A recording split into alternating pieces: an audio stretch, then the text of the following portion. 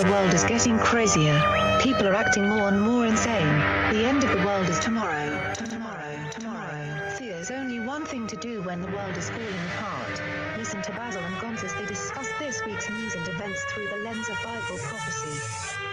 You are listening to Canary Crime News Talk. You're listening to Canary Crime News Talk. Today is November 24th, 2025. We are live to tape on episode number 894. And today, Best Buds or Duds. Signing on from off the grid, Razzle Dazzle. I'm your best buddy Basil, and you are not crazy. And my name is Gonz, at Face Like the Sun, director of the Age of Deceit films, your favorite Asian provocateur for Christ, live to tape from the metaverse to bring you the best news, which is the gospel message of Jesus Christ, while reporting the egregious with a well-rounded, biblically grounded take on world events. It is Monday. I'm trying to get to the Monday jingle, which is here. Gary, what day is it?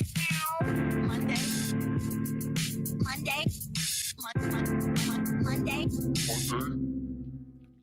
Yup. It is Monday, Gonz, and I'm just figuring it out just now. Somebody said your mic was super hot. They say it's better now on the live stream. But we have that thing where just on the live stream, for those who listen to the podcast, apparently it's not a problem. But the intro music gets like super quiet, super weird during my part of the intro. And I think I'm realizing it's because you're probably sending it to StreamYard on the same channel as your voice. Is that true?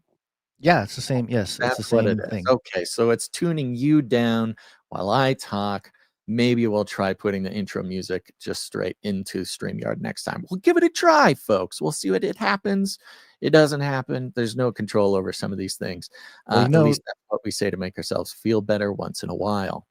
Yeah, the issue with that, which is fine if you want to do it that way, it'll be better for the live stream, but it'll be kind of a pain in the butt for my post production because I would have to manually add in the music later. We don't need to have a full production meeting about it. And I know it's all just the buttons. highest fidelity for the podcast player is the thing to do because they are the OGs, the beloved podcast listeners. We love you too, video listeners. You guys are great, but if we have to make a choice, I don't know. We're old school like that. Just a shout out, everybody watching the video. You can see the comment that is up on the screen, but for those who are just listening, Cage Rattler Coffee is having a special now through November 30th. Okay, so get on over to cagerattlercoffee.com and save 10% on any one-time purchase with code THANKS. Sorry. Yeah, I got stuff going on over here. Problems. No problem. It's okay. Go to cagerattlercoffee.com, folks. Go check it out. And we did get the notification. There are also subscriptions. Cage Rattler Coffee, where value for value never tasted so good. That's right. Very cool. Very good. This is not our company. This is a project by producers of the show. The coffee is roasted by producers of the show. Not only does it support the show, portion of every bag goes to support the show, but also supports Canary Cry family. So it's a very good parallel economy starter kit for anybody out there who's just trying to figure out how to keep the world just the smallest bit better whenever they can. And coffee always helps that. So go to cagerattlercoffee.com. Again, the code THANKS, THANKS, will get you 10% off of any one-time purchase. And they also just started the Coffee of the Club subscription. So you could go do all of that. Okay, it's good stuff. Let's see here. While we're at it, I just want to mention, because just by virtue of Gonz and I losing our minds collectively, we missed out on the past couple shows on a couple of knighthoods. And this is very important. And I want to first apologize to those knights who will be gaining their knighthood because it just, I don't know what happened. We were rushed. We started late. It just never happened. So we're going to be knighting both Trevor G and Christian N, who both now have supported the show, produced the show with their own time, talent, and treasure in the amount of $1,000 or more. This can happen all at once or over many years, whatever. that makes sense for you. And when somebody does produce the show in that amount, they are given a seat at the very special round table of knights and dames. And so we'll be knighting Trevor G and Christian N. They both have sent in their knight names, and that's very exciting. So everybody get your swords ready, polish up your armor, because it's an exciting day in the Canarium. Okay, any other announcements before we jump in, Gons? What's going on in your life, buddy? Oh, you want to know about my life? What is this, a Gon's therapy session? Let's get on with the show. Let's talk about some Trump and mom. We got social communists taking over New York and stuff. So we got to get to it. Well, it sounds like maybe some therapy would do you good, buddy. But let's do that. Let's start out with a couple of best buddies, the world's new and exciting best buddies that is throwing everybody for a loop. And it happened in the Oval Office. It is Trump. We will launch a new age. He did announce a new age. This is new, Basil. Maybe not. Maybe not new. Do not have a Zoran Mamdani jingle, or do we? Did someone make? I feel like maybe somebody sent one in. Maybe Jonathan F made a clipped thing with him or something. I'll do a little searchy poo, see if something came. But yes, this is just starting out with this because this is fun, okay? And it's also mind bending. And this is the kind of thing we got to look out for. Now we're gonna start with this video that was put out by the AP. This is actually on the AP website. This was a video. Apparently, news websites like the AP are just getting into like short form video content just straight on their website. Well, they're reading the analytics. They're like, we must do the shorts like TikTok and YouTube shorts. They're trying to melt everybody's brains just like TikTok and everything. So here's 1 minute of the meeting of Mamdani and Trump in the Oval Office. Is it muted? No, it's playing on my side. It's not playing for me, which means it's not being captured properly. Oh no. Let's try this again. Let me just double check. All right, here we go. Let's should be. I want to ask the mayor-elect about a House resolution just passed overwhelmingly to condemn socialism, including with 86 Democrats, all of House Dem leadership, and the minority leader, Hakeem Jeffries, despite his endorsement of you. What's your reaction to that? I have to be honest with you. I focused very little on resolutions. Frankly, I've been focusing. Socialism. I understand. I think the focus is on the work at hand. I can tell you I am someone who is a democratic socialist. I've been very open about that. And I know there might be differences about ideology, but the place of agreement is the work that needs to be done to make New York City affordable. That's what I look forward to. And I want to clarify your answer to Stephen Nelson. He asked about your comment calling the president a fascist. And your answer was, both President Trump and I have been clear about our positions and our views. Are you affirming that you think President Trump is a fascist? I've spoken about. That's okay. You can just say yes. Okay. So. All right. Okay. Yeah. It's easier. It's easier than explaining it. I don't mind. Okay. So all right. The big part of it, it's Mamdani being asked by a reporter there. Seems a reporter that Trump likes having there, not only because she's a good-looking blonde with a short skirt on, but she is really doing the job of kind of calling out the strange essence of Mamdani and Trump meeting together, and in this case, taking questions together, and in this case, even stranger, seem to be very friendly. Now, this is something that, let me give you a broader scope of kind of this exact, another place that this exact, mind-bending piece of Trump has been hitting sort of liberal news feeds is, what's that? It's Bill Maher. Have you remember the clips of Bill Maher? Have you seen any of or Maher, whatever they call him? Yeah, Bill Maher, Yeah. Maher, Maher, yeah. Bill Maher. Yeah, I right. mean, he's been, he's popular during the Obama time. I mean, even before that, but then. Oh yeah, I know he's huge. I mean, not so much recently. The clips recently. Well, here's the thing.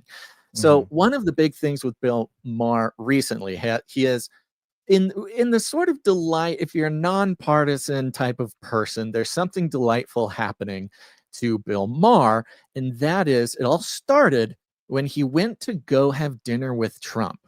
Now, this happened within the last year, maybe the last 6 months. I kind of don't, I remember it happening in the response, but when he went back on a show after having dinner with Trump, he did something that's quite radical for a pundit on the left, and he kind of told the truth about Trump. And the truth that he told was Trump's a very nice guy.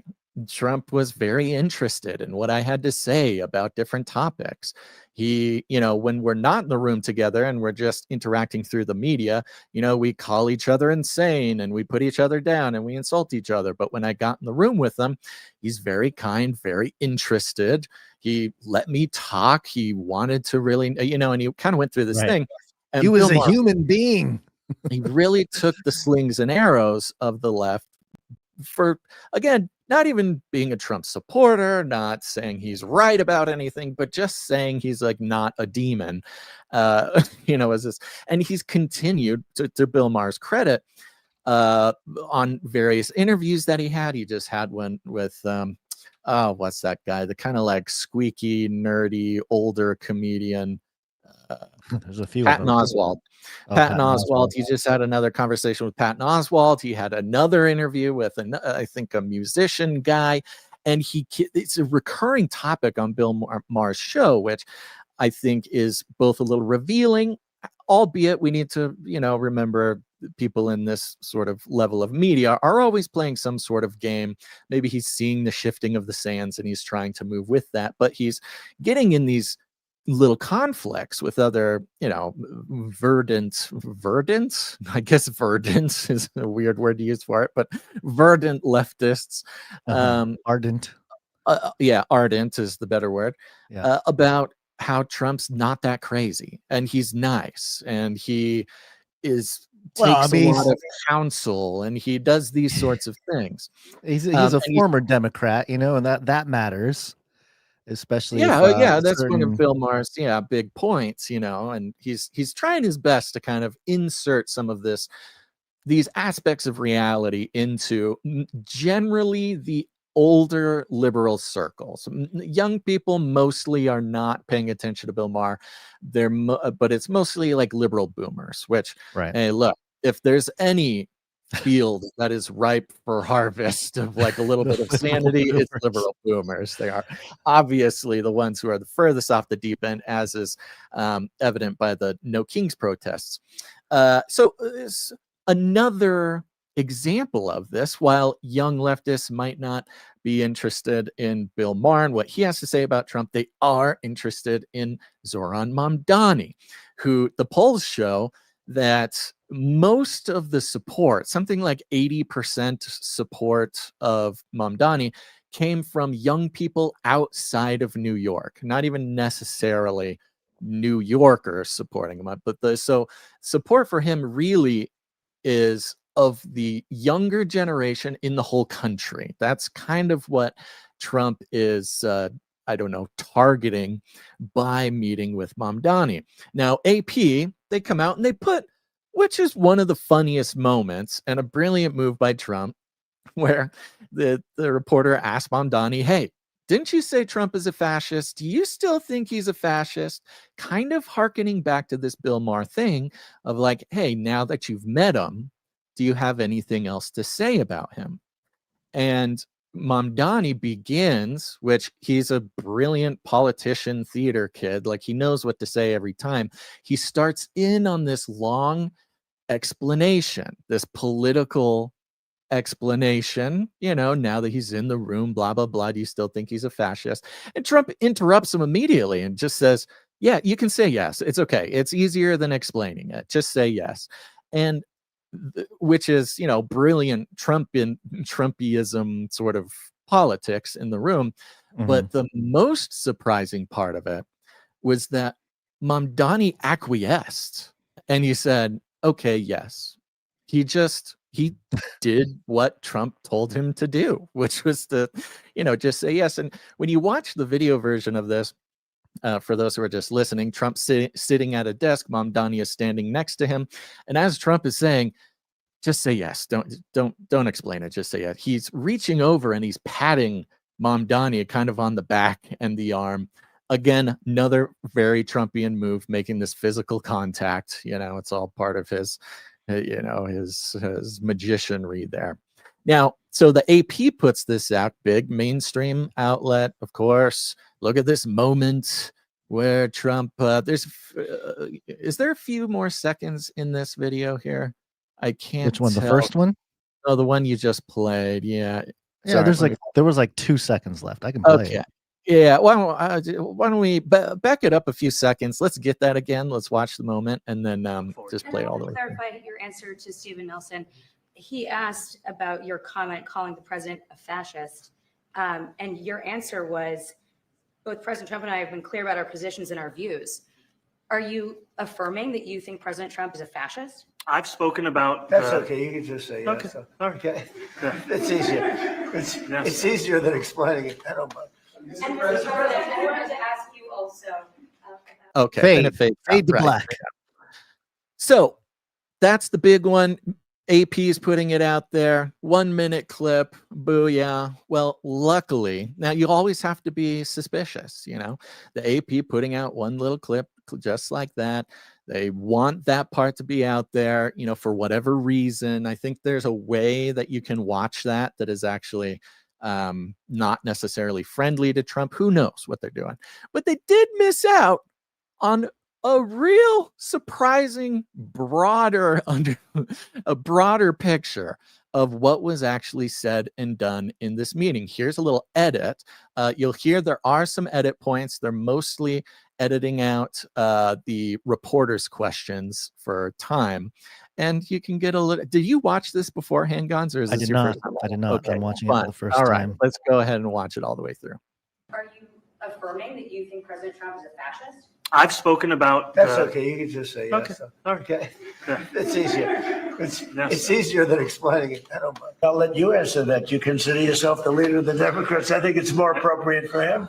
I consider myself the next mayor of New York City. A really good, very productive meeting. We have one thing in common. We want this city of ours that we love to do very well. And I wanted to congratulate the mayor. I think you're going to have hopefully a really great mayor. The better he does, the happier I am. We're going to be helping him to make everybody's dream come true. I think he is going to surprise some conservative people, actually, and some very liberal people. He won't surprise them because they already like him. Why did you fly here? Aren't trains greener? I'll use every form of transit, and I want to make sure that they're all affordable in New York City. I know, but if he flew, that's a lot quicker too. I mean, he's working very hard. For him to be, that's a very long drive. I'll stick up with you. I expect to be helping him, not hurting him. A big help. Do you think you're standing next to a jihadist right now in the Oval Office? No, I don't. And I've been called much worse than a despot, so it's not that insulting. Maybe I think he'll change his mind after we get to working together. He said a lot of my voters actually voted for him, and I'm 1 in 10. And I'm okay with that. Some of his ideas really are the same ideas that I have. But a big thing on cost, the new word is affordability. Another word is just groceries. It's sort of an old-fashioned word, but it's very accurate. We discuss crime more than ICE per se. We discuss crime, and he doesn't want to see crime. I have very little doubt that we're not going to get along on that issue. Would you feel comfortable living in New York City under a Mamdani administration? Yeah, I would. I really would, especially after the meeting. Absolutely. I keep my horizons firmly on New York City, and I appreciate the meeting with the president, which focused again on the 5 boroughs and whether New Yorkers could afford to live there. By the way, I tell you, the press has eaten this thing up. I've had a lot of meetings with the heads of major countries. Nobody cared. I think J.D. Vance is jealous. One little clip Thank there. you for the little commentary at the end. Yeah. Interesting. Okay, so there was a lot more of a love fest going on, a true love fest, or Really heavy. At least really, I thought it was interesting. Trump said, groceries. It's an old-fashioned word. Old-fashioned thing. Yeah. He hasn't bought groceries since the 70s. Trump hasn't, but the rest of us, the rest of normal people, so got to go. Trump is pulling some very clever move here. Nobody can deny that. And I'm not going to claim to know exactly what it is, but there's a couple of things here that I can sense immediately, which is the left being extremely uncomfortable with this sort of genius move by Trump to basically full throat in many ways endorse Mamdani, but not even like the boring political endorsement or whatever. Personally endorsing Mamdani, that Mamdani and him have the same ideas. I would love to live under a Mamdani administration. This is going to be great. We want the same thing, et cetera, et cetera. And this is happening at the same time as something that I pointed out before the Mamdani election, which is specifically one example, is that he's keeping the police commissioner, Jessica Tisch. And Jessica Tisch, total technocrat, dystopian surveillance state, in the left's words, Zionist. She's a descendant from a billionaire family, risen to her billionaire self, and controlling the sort of dystopian aspects of the New York surveillance state. There was a lot of hullabaloo about that. Apparently a lot of Mamdani voters didn't know about that until it was too late.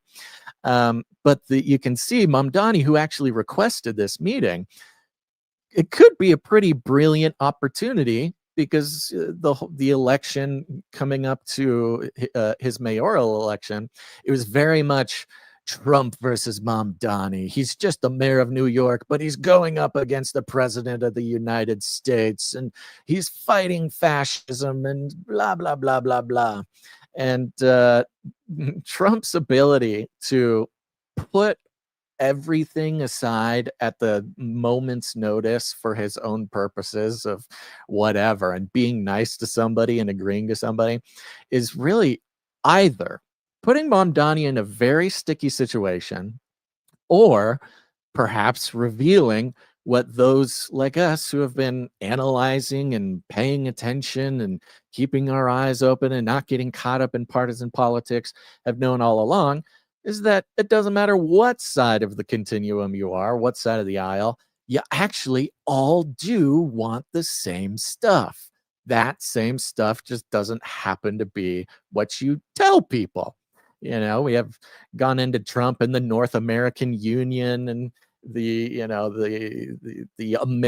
what do they call it? The Amero and Hillary Clinton's plan for this borderless economic zone of Mexico, US, Canada, Greenland, and Trump rewords it and works towards it in his own special way. And now you have this pretty crazy display here of Trump just really laying on the charm, and if not putting Mamdani in a weird place, because obviously, if you are Mamdani, you're a politician, you're a theater kid, this is actually, maybe great for you in one way or another, if the president really is kind of giving you support you need to make your weird New York plan come true or whatever. Or we're watching sort of the collar getting put around Mamdani's neck, and will be sort of short walked to whatever Trump wants for New York. I don't know. It's very interesting, but I thought it was even more interesting the little bits and pieces that the AP made available, and other mainstream outlets. They have headlines talking about that exact same moment, the "don't worry, just say yes" moment, while kind of forgetting or not wanting to report on just how cheekily they got along.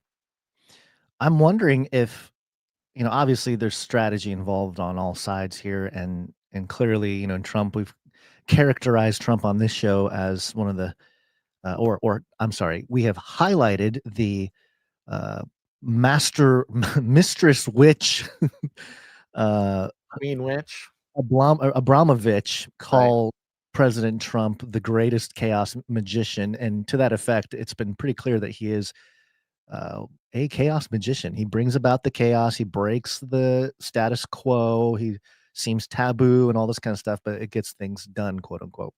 Yeah. So in that, no matter what happens, it seemed the most chaotic attacks on him always end up being in his favor. And in this case, the election of Mamdani, which was seen and was sort of reported as a referendum on Trump. That was what they Right. said every time. Mamdani Right. getting elected is a referendum on Trump. This means people are done with Trump.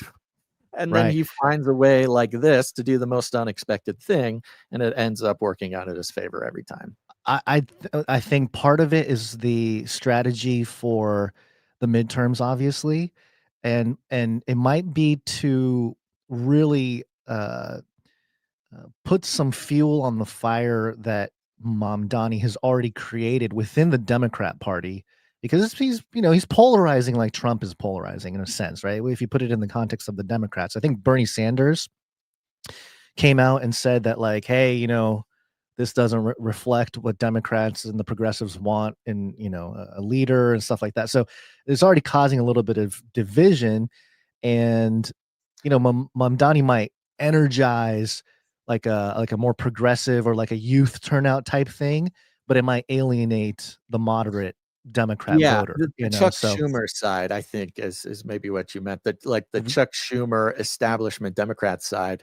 That was part of what Trump mentioned in this meeting with Mamdani, calling Mamdani the new leader of the Democrat Party, placing the communists as the leader of the Democrat Party instead of Chuck Schumer, the establishment swamp creature, or Nancy Pelosi, the side of the Democrats that is what made people turn away from the Democrats in the first place. This kind of skeezy, scheming, two-faced establishment.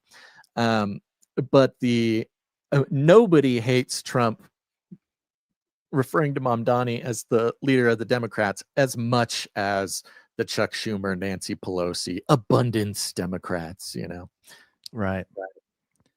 Yeah, it's interesting. But also, Trump doing this at the expense of perhaps some of his base really shows, I guess another example of how, a lot of these politicians, they're politicians. They are they are the puppet to the puppet master, So we got to keep that in mind, and I think that people get too carried away about the people. People like reality TV. Trump's the ultimate reality TV guy, so it makes sense to turn a lot of politics into theater. Not that it wasn't before, but more so now, just obviously. Yeah. Well, and the point of this, you want to broaden this out to what we're seeing across the country. Yes. What are they calling Mamdani? Not just a communist, but they're also calling him a jihadist, and all that sort of Muslim stuff that's been cranked up to 11 lately. I mean, suddenly it feels like we're in 2002 again, and the Islam is taking over, and to a degree we see certainly some concerning developments, especially in the UK. It's a bit up in the air right now about much of the alarmism going on in the US. Not to get into that too much, but you see this move, whatever move this is by Trump and or Mamdani, to really throw a fly in the ointment of what Mamdani is supposed to represent, which is anti-Trump, anti-capitalist, blah, blah, blah. And obviously display he's on a short leash. What does that mean for what we're seeing when it comes to the Islamic relations, not just in the world, but mostly in the United States, in New York? They've been cranking up this alarmism to 11 in the past couple weeks, maybe month or so. People are really turning a lot of attention to the Islam issue, and I think there's some very specific cues to be taking about what to be alarmed about, what not to be alarmed about, what might be theater or ritual. That inevitably, where we should come to is to check ourselves on what alarmism we're getting sucked into on a pretty regular basis.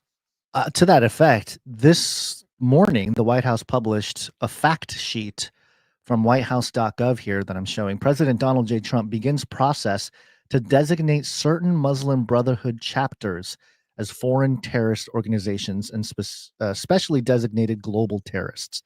So we're moving in that direction. And I think it's always the lesser of two evils conversation, the false duality when it comes to politics, right? So in that regard, it would make sense to be like, hey, Would you rather have an American democratic socialist, or do you want a total? Because that was the conservative concern, right? It's like, oh, we get Mamdani in there, and the New York's going to turn Islam, and then the Islamic takeover of America is at haste, and there we go. It's all going to go. America's going to fall or whatever. And this puts a little bit of a wedge in that to say, well, we have the Muslim Brotherhood that is a problem in the Middle East, even though America has been, tapped in. The American intelligence has been tapped into them in all sorts of ways. Yeah. And whatnot. The Muslim Brotherhood is a British intelligence invention. Yeah, I know. It's Muslim like a Western creation. I get Yeah, that. it's I know we Five get Eyes. that in the show. But in terms of like the public, the mass public, especially Americans, they're going to have to, especially conservatives, they might have to be like, okay, I'd rather have the democratic socialists that Trump likes personally, because they both have the same goal to make things affordable in New York, than, like a real Islamic type of situation. And to educate the public on that distinction, Trump is out here trying to turn the Muslim Brotherhood, or certain parts of it, certain chapters of it, as a foreign terrorist organization, an FTO. So, Yeah, and there's a lot of staging going on here for sure. The most recent sort of use of the Muslim Brotherhood from the West was, at least the biggest one, was the Arab Spring. This was when was this? 2014-ish, somewhere in the 2000 that range. Was when Egypt had their, again, it was organized all on Twitter. Twitter played this essential role. Again, CIA, intelligence. Yeah. Twitter and the access to Twitter was where the revolution was stoked. Much like how we see the Mexico sort of young people Gen Z revolution, the Nepalese Gen Z revolution. These are all happening on Discord. In the same way, it happened on Twitter back in I think it was around 2014. Arab Springs was December 2010. 2010. Okay, even earlier. When it started. Yeah, 2010. That makes sense. Yeah, 2010. Yes, the Arab Spring, where the Egyptian people organized on Twitter at the time, took down the government of Egypt, and who got put into the government? The Muslim Brotherhood. They were there. There was an obvious, CIA, Five Eyes intelligence stoking on Twitter that propagated this revolution.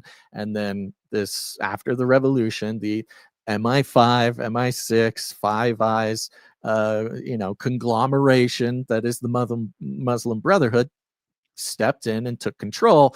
And in this case, it's Egypt who controls the Suez Canal. So we know how that worked, why it worked, how it happened, and what the purpose of it was. And now we have these designations, these executive designations are interesting because it doesn't make anything, no change in facts happens in this. Like there's no revelation of something. It's simply by the stroke of a pen redesignating these groups so certain action can take place. And in this, just as a heads up, in this designation that you pulled up, the fact sheet, they're talking about the Muslim Brotherhood leaders in Lebanon, which is part of the sort of greater Israel project, the attacks on Lebanon and the Lebanese people, not people, but either Muslim Brotherhood or Hamas. Let's see here. Where else? Where are you? The Lebanese, Jordanian, and Egyptian Muslim Brotherhood. So the Muslim Brotherhood that was put in basically by the CIA or MI5, whoever you want to say, is now being designated. I guess a single leader. Let's see. A senior Egyptian Muslim Brotherhood leader encouraged violent attacks against U.S. partnerships and equities in the Middle East on the same day that Hamas perpetrated the October 7th attack. Yeah. So, we're gearing up. We're totally America's first order of business. Obviously, all the stuff going on over there in another part of the world. Yeah, we love that. We love that over there. Meanwhile, You we're know what I'm talking about. positioning our entire military over off the coast of Venezuela. It's going to be a Yeah. good time. Good time. Now, just for fun, we don't need to play this. There's not like a whole lot of insight, but it was fun. Chris Shillzilla came out, made a little video about what he thought about the Mamdani Trump meeting here. We must properly introduce Chris Shillzilla. Let's do it. Well, actually, is this the right one? I guess you could say I'm something of an expert on UFOs. Oh, great. Nope. Good. No, that was Shillzilla. That is him. I know, but it's not But the that's jingle not the you jingle. want. And Yeah, I while know. you look for it, I'll say this: we haven't talked about Chris in a little while, but Chris is a young man we have been following ever since his days at CNN, especially during the COVID pandemic, where he had just perfectly encapsulated even just the spirit of sort of liberal journalism. He was the online editor at large. Okay, he wasn't in the studio. They rarely let him on TV. It was a big deal whenever they let him in the office, but he got to work from home. It was beautiful.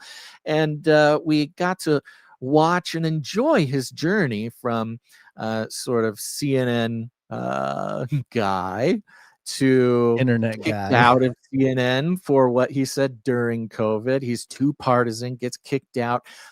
Just about to go, he kind of goes independent. We're rooting for you, Chris, to go independent. And then immediately he gets scooped up by, think tanks and things like this. Yeah. His recent, I guess recent this year, we learned that he joined News Nation. Remember that? We were like, he's really part of alt media now. He's part of Yes, he is the poster child, at least in our view, of the pipeline between mainstream media and the mainstream media individuals' infiltration of the independent media, and pretty much or alt media in this case, and pretty much exactly what we said would happen, and the chaos has sort of reigned ever since in the alt media space. We think mainly because of this long-standing institutional infiltration that we've seen. But here is his brilliant analysis. I have three reasons why I think Donald Trump was always going to get along with Zoran Mamdani in this, at least their first face-to-face meeting. Reason one, Donald Trump loves winners. He likes to be around winners. That's political winners, rich people, which he views as kind of winners in life, that powerful people.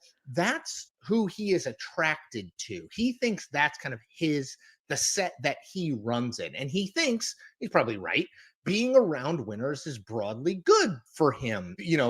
People are like, he attracts other successful people to him. So Mamdani is a winner. Whatever you think of Mamdani's politics, he beat Andrew Cuomo, who was the three-time elected governor of New York. He beat him soundly in a Democratic primary and then beat him in a general election. So number one, Trump likes winners. Oh, what are the other two? He didn't give us the other two. I know. I was so irritated. Chris. I went looking for the other two. Apparently, they weren't very good because he didn't clip them from Substack or like show. a medium gatekeeping going on or something. Right. So you got to join his Substack, pay him some money. The other two, but you don't even need the other two because his first one was so good. So good. Again, this assumption that Trump liking Mamdani is some sort of what's the word?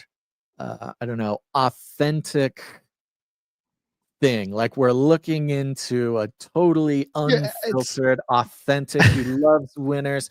He's like, there's no scheme behind this. Yeah, there's no reading strategy. deeper than what's presented. And he's not wrong. He does like winners. And I think being liked by winners, liking winners, building this rapport is an obvious part of Trump's success and so many others' success, but kind of negating or forgetting to include the fact that they're always also scheming all the time, never not scheming, always be scheming. Right. It's like going to a magic show and being like, David Copperfield cut himself in half for real, legitly, and thinking like, well, don't know how he did it. Don't know how he did it, but he definitely cut himself in half. Yeah. Like, well, okay, there's an illusory part of this, but yeah, interesting. Hey, Chris is gonna have his take, and We always want to Gotta hear what he has subscribe. to say, Chris. Chris, one day he'll be on our show, and we can chop it up and talk about meatballs and stuff. It's 'cause he really likes funny. meatballs. My personal Gmail, or you know, if it was not the Canary Cry Radio Gmail, but my Basil Gmail is.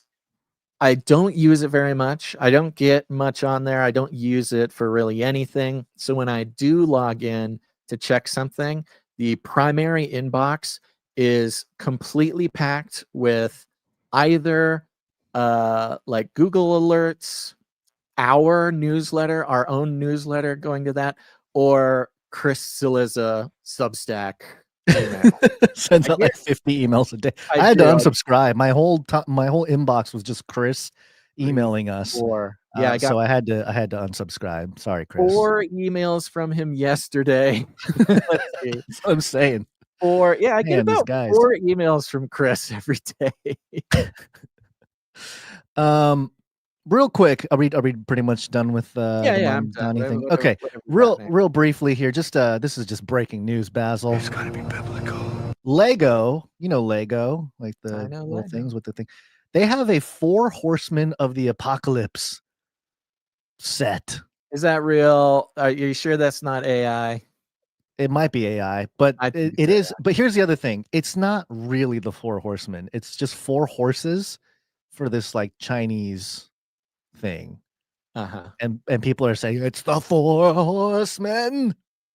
Galloping horses canvas. Oh, I see. It doesn't say 4 horses of the apocalypse on there. Yeah, Okay. it's not a Okay, literal 4 horsemen, but good breaking news. And actually, hold on, Basil. I am at Lego.com. Rise of the 4 Horsemen of the Apocalypse. It might be. This is Lego. Yeah, it's Legos. I think they did make a 4 Horsemen.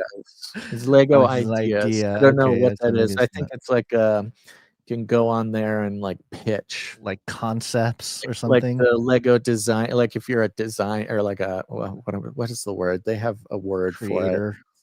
It's in all their movies. Yeah, let's see. Oh, I found horse training and trailer set by Lego. This is not it. This is for horse girls. No. Yeah. Okay. Well, this is, whatever. Lego's going to capitalize on anything. So it doesn't surprise me one bit that this is a thing. But Lego Friends horse training and trailer. Look at them go. Wanted to here we bring go. this. Mm-hmm. This is funny. On eBay. Yeah. eBay. I found an eBay listing. I guess I can put it up on screen here. Let me do this. I can look for it too. Yeah, well, it's easier. I got this here. Go like this. Here's the eBay listing. 100% real Lego 4 Horsemen of the Apocalypse fully loaded minifigures. There's only one. Because see, it's okay. I see. Again, not necessarily real, but somebody who $400, $100 per horseman. These are for 4 minifigures, and minifigures is kind of anyways. Good news, guns. All good. Okay. All right. So let's get to this story here. No debate. Must have digital ID, and you must bow down to the orb. Our favorite eyeball scanning digital ID system, WorldCoin, is in the news here from Futurism.com. The headline: Sam Altman's eyeball scanning orb startup made a cult-like demand of its employees. Ooh. Read some of this here. If you thought tales of OpenAI's non-existent work-life balance were bad, wait until you get a load of Sam Altman's blockchain company. The startup, aptly named Tools for Humanity, builds itself as a global tech company working on open source solutions via blockchain. They talk about the orb, which we all know about. If you don't know about it, you stare into an orb, give him your biometric iris data in exchange for some WorldCoin. If the product sounds bizarre, just wait until you hear about the team building it. I don't know what's up with Futurism in this like anticipatory tease, because this article is not very long. It's like 4 or 5 paragraphs.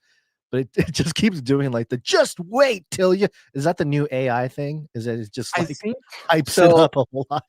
So you got to remember, we've been, we talked about the orb and Sam Altman's biometric monetization program back in whenever it first came out, before it came Well, no, out. we talked about it when it was 2020. Yeah, when they were doing the funding round. Yeah.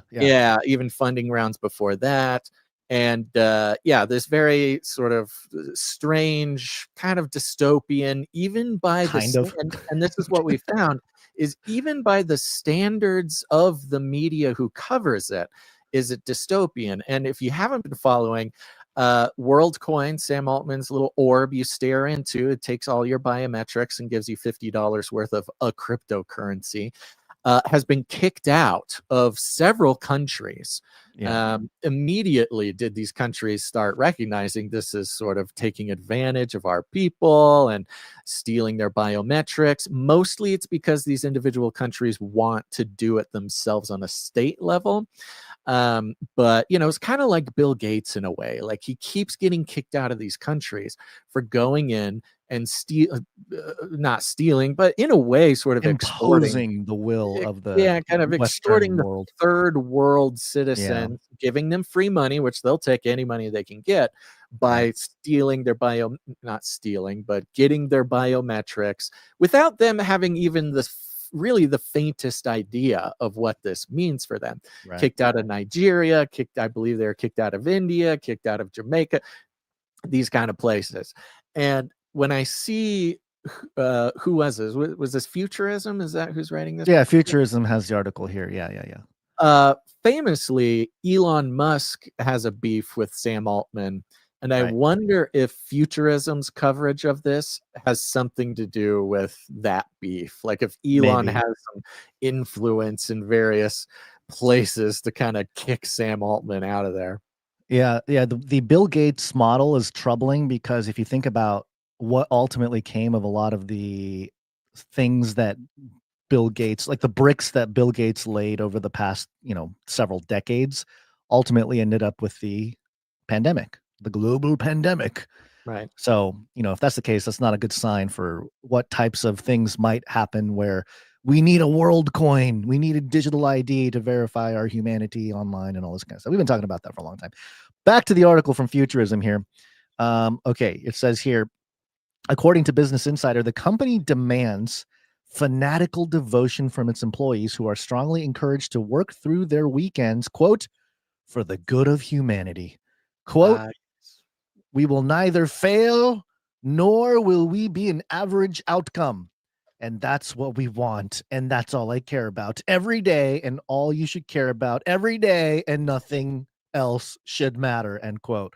The company's CEO, Alex Blania, told employees at an all-hands meeting, according to Business Insider, quote, if you should care about something else, and if you want something else, you should just not be here. It's as simple as that, end quote. Now, to me, it just reads like a really passionate CEO of a company. I guess it's worse because it's WorldCoin and it's telling you like nothing else matters but getting the biometric iris scan data of everybody in the world. But, in terms of the ethos, I don't know. It's not the worst thing, and it's not the most egregious thing I've read. Business Insider also viewed a video taken in February of the company's former office in San Francisco, which showed a TV screen broadcasting Tools for Humanity's, quote, team values. Quote, we are very, very, in parentheses, hardworking, one screen insisted. Quote, we believe this is a once-in-a-lifetime project and that success is important for humanity. Therefore, we work weekends, we're always on call, and we push as hard as our circumstances allow us to. As a result, we defy the odds, get to escape velocity, and succeed on the mission, end quote. Again, that's kind of like Silicon Valley ethos, is it not? Like the in an all-hands conclave review, it's a conclave reviewed by Business Insider, Blania said that the company exists entirely to achieve its goal of building a global digital identity system. The heck with everything else. Quote, we don't care about politics. We don't care about DEI. We don't care about anything. We just care about how we can achieve the mission through merit, performance, and excellence, the CEO said. The news comes as the orb struggles to attract even a fraction of the attention Altman and his cronies had hoped. By November of 2025, 2 years after the product launched with a goal of 2 billion signups, it's only managed to snag 17.5 million, or less than 1% of its total goal. 17.5 million is still a lot of people, but certainly if you're talking, your goal is 2 billion, you're falling a little short. Doesn't help. He What's keeps the getting setback? kicked out of countries. I think there was something where he got kicked out of San Francisco too. Like the city didn't let him come in because, again, he was like targeting the homeless. Right. You're right. It kind of, on one hand, it can kind of read as just like a passionate CEO thing. Like, yeah, it's just because it's WorldCoin. It comes off terrible. It comes off as pinky in the brain. It is a tactic, though, used by cults, and they also use this in things like in different scams and MLMs and stuff like this. And what it is you make the pitch kind of so ludicrous that it immediately weeds out any discerning individual. And the point is, anybody who makes it past the ludicrousness of the pitch, that they're either choosing to not, discern the problems with what you've said, or they're kind of the type of people who you can get away with a lot. So it's sort of a way to self-filter out the people who would give you trouble later. So, you say, like, this is what we do, this is what we want. If you don't like it, get out of here. And they kind of do hope, actually, that some people will leave. They want those people to leave because the only people left are the ones who have made it past this sort of absurd barrier. This curation process.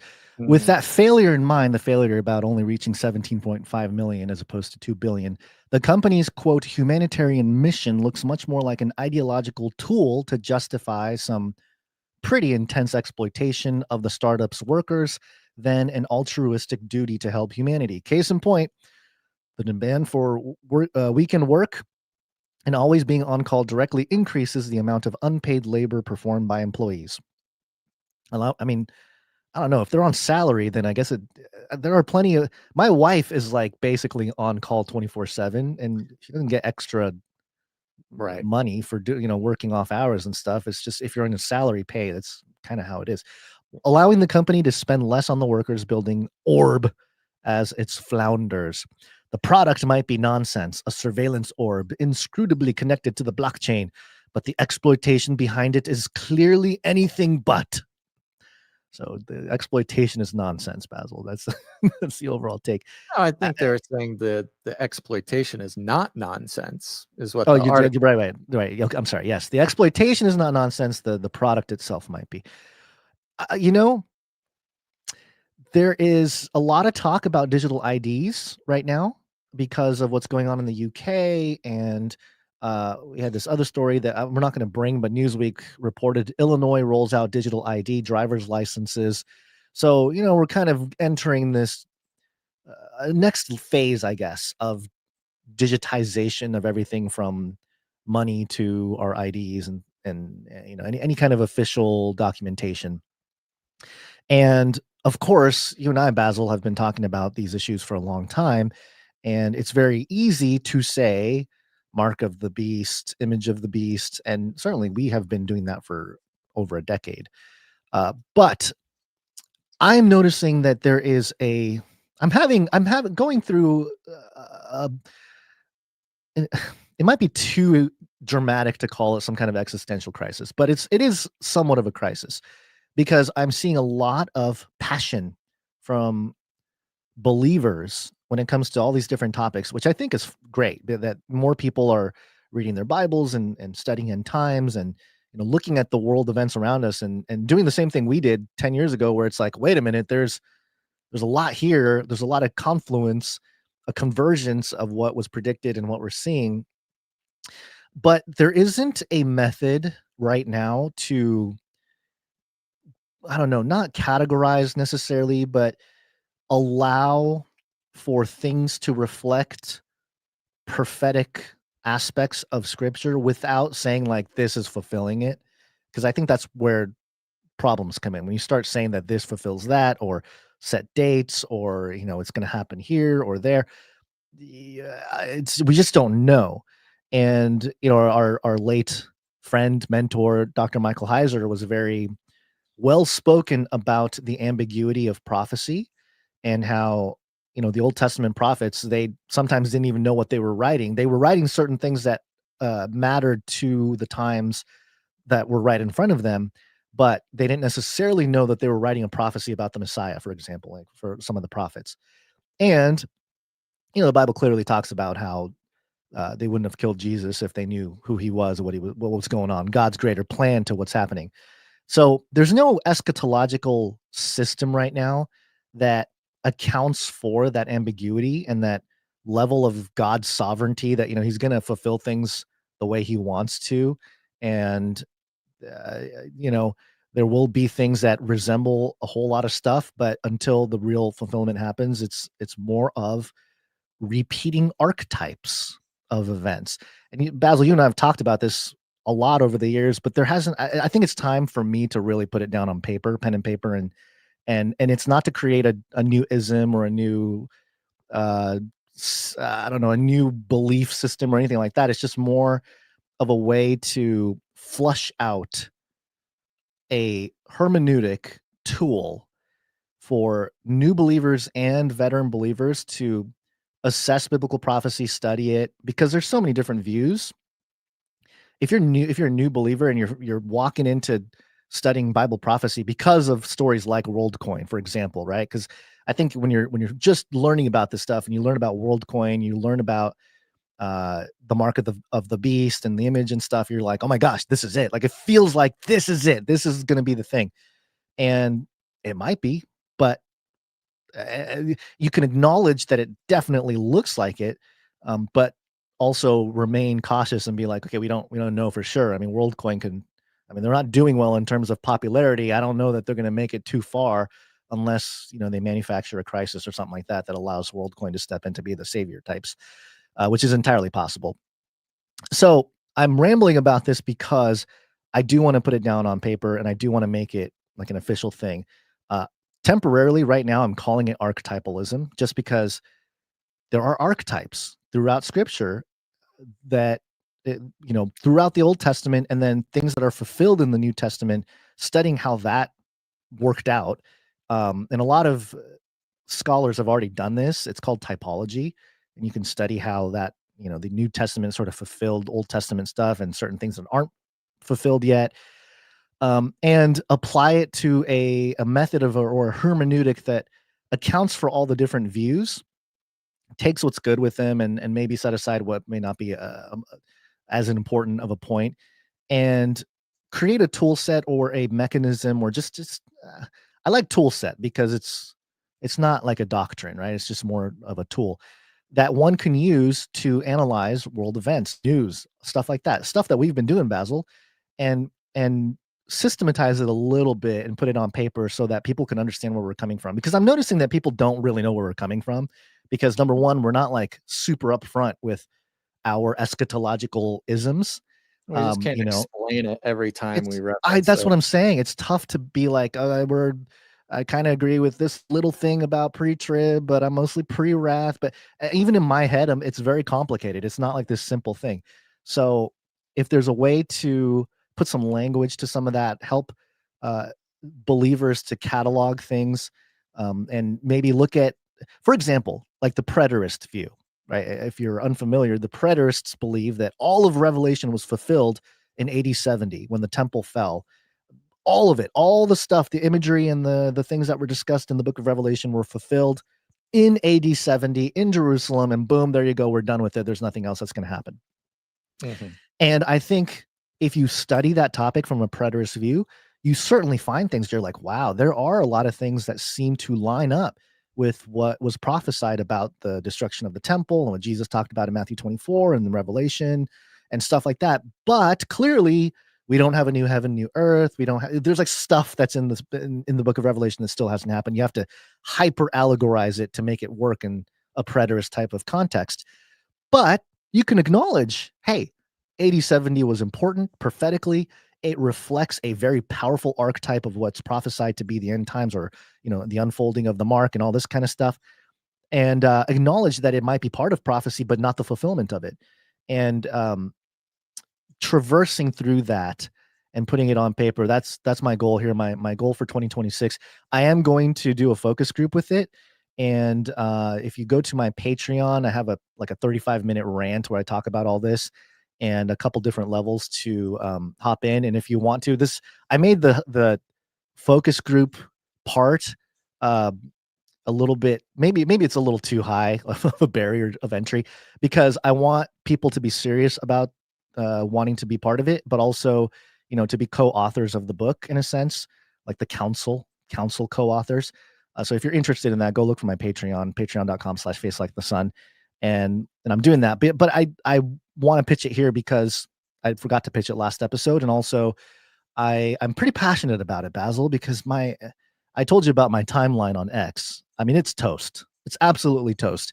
All I'm getting are Christian Zionists and their takes on stuff, which is fine. It's fine, but it's a very narrow view that, again, certain things make a lot of sense to me when it comes to the topic of Israel and Jews and how that is played out with Old Testament promises, New Testament, New Covenant conversations, how Paul used the word Israel in the New Testament in, for example, the book of Romans. The majority of the time when he says Israel or Jews, he's talking about the ethnic nation, but there are a couple times where he uses it in a more universal sense of that's consistent with the Gospels, no Greek or Jew. It's not those who are descended from the flesh that are a part of Israel, stuff like that. So there's room for this. I'm not going to say replacement theology, because some people accuse that narrative to replacement theology or supersessionism or whatever, because I think they take it a little too far as well. But it's this conversation that's not happening, of a more grounded approach to eschatology. Because if you're a new believer, you're walking into the marketplace of ideas when it comes to biblical prophecy, you're going to get attracted to the loudest, biggest thing, which is preacher rapture, it's Christian Zionism, because it's the loudest, most popular thing. And actually, I posted on X a few weeks ago, Basil, or maybe a week ago, the top selling books, like Christian themed books in America. And it's all like very sketchy theology. And the Left Behind series is absolutely number one when it comes to Bible prophecy. And I mean, they're like basically the top of all Christian. Yeah, sales. Yeah. I mean, they're pretty much up there with all the top Christian books of other topics, like more, I don't know, stories and stuff like that, whatever it may be. Left Behind series has sold more copies than Jesus Calling. Do you remember Jesus Calling by Sarah Young?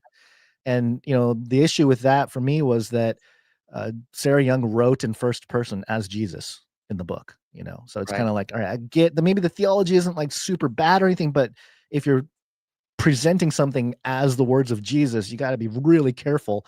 And there's some issues with that. But you bring that up with a normal Sunday going believer, and they're like, oh, I like that book. It really helped me. And maybe God helped that person in their walk with that book. And certainly anything can do that. But if we're really serious about analyzing our eschatology and our hermeneutic, I want to put this together as a guide to help people, especially if you're looking at world events and world news. It's so easy to fall into either like a date setting thing, or this is it, this is the fulfillment of it. And I think archetypalism will allow those conversations to take place and leave room for ambiguity, because that's how the scriptures are. There's ambiguity in how prophecies are fulfilled. People don't like that. People like to have like concrete black and white answers, and it's simply not like that, especially with God's sovereignty and his supernatural view on or supernaturalism on how things play out and how things work. So anyway, I wanted to bring digital ID conversation in that context, because I think it's a conversation that needs to happen and not enough people are having it. And people are either fear mongering or dismissing it entirely, or calling the other team heretics because They don't share your view of some eschatological aspect, and none of it is fruitful, in my opinion. So, yeah, just to bring some peace to the conversation, Basil. And well, I think now's a good time for that. We've all obviously been watching with bated breath the resulting, I don't know, world that we'll live in as Christendom, if we can call it, sort of has it been expanding in recent years, and especially this last year. And with that comes all the problems with Christendom that it's suffered every time that it experiences a sort of growth like this. And you get just all manner of different people approaching scripture or Christian tradition or even theologies that maybe, they don't quite have the standard of scriptural, maybe proof isn't the right word, but there's a lot of new people coming to these things, and so we're certainly seeing the sort of tumult of that kind of expansion. But I think it's just the right time to really suit up, dive in, find a way to both discuss, look at, maybe saying find a way to interpret is never quite really what we want to try to do, but just follow in the tradition of, thousands of years of earnest, God-fearing people who are trying to figure out the weird tightrope act that is living in this fallen world and also looking forward to one more perfect. So that's great. I think it'll be a great exercise for you. I encourage people to get involved in that. If you see what we see, if you want what we want, and realize that as believers, we're here to sort of work at these things. Nothing is given to us easy, and if something is given to us too easy, it's probably not what we really want or need. So that's great. So you're doing that over on the Face Like the Sun Patreon, you say? I'm starting it there. Yeah, I'll start publishing more stuff on what X can and people YouTube and stuff. expect? What's the Yeah, I mean, how they interact? What's the frequency right. of So stuff? for the people who want to be part of the inner circle, I call it the inner circle of 33 because it's fun. Ooh. And I'm limiting it to 33 seats. Again, it's a pretty high entry point. So if you can't do it, I might lower the barrier of entry because it might be a little too high. But yeah, the idea is to have a Zoom call at least once a month. I'll share everything, all my research, and pretty much present the written stuff. And you can help me chisel it. And I need an accountability one. I need to make sure that I'm not falling off the rails theologically too. That's something I can go into a cave and write it and come out and say, I've got it. It's the greatest. But if it's not, if it's not going to resonate or make sense, or if I'm outside the bounds of what a good group of people that know where we're coming from, if we don't get the approval of, not the approval, but just like the green light from some of those folks that I find important for the conversation, then it might not be good. So I need that accountability. I need that inner group of people who are really seeing the same thing I am. So one big signal that something like this is needed is we've seen it, we've pointed it out, we've lived through it many times, that one of the tricks of the enemy in all his different forms here on earth is to present a false dichotomy. It's either this or it's that, and presenting to the two options. I mean, the corruption of the two-party system is exactly this. They give you two options, you get to choose, and whatever you choose doesn't matter because it's, inevitably comes out to benefit whoever was the one who invented the two choices. We have an interesting situation in Christendom right now where, basically regarding, I'll say just simply regarding Israel, at least on sort of the mass online conversation market, you're given two options and you got to pick an option, and you are enemies with the other option, and you are yoked with everybody else on your side. And that's kind of one of the first things when you come to develop a sense for how this world works and how things are corrupted most commonly, is having to buy into a duality when that duality was sort of presented to you and was not necessarily come to organically by everybody who's doing the seeking.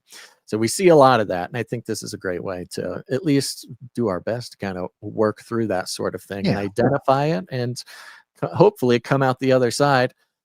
Most importantly, closer to God, closer to the Father, closer to Jesus, more strong and confident in our faith. And everything after that is a wonderful cherry on top. Yep, absolutely. So, Okay. yep, there you go. That's my little pitch. With that, I want to point out some fun things. It's just going to be a little intro to the Ostrich Pharma. We're going to get into. Oh, we're not doing COVID or the jab stuff. Oh, I'm telling you, this stuff. Oh, it's is the intro. the Okay, intro yeah. into All the right. ostrich stuff. Okay, got it. So first of all, the Telegraph on the 15th of November. This was just last week. The Telegraph had a headline that says government withholding data that may link COVID jab to excess deaths.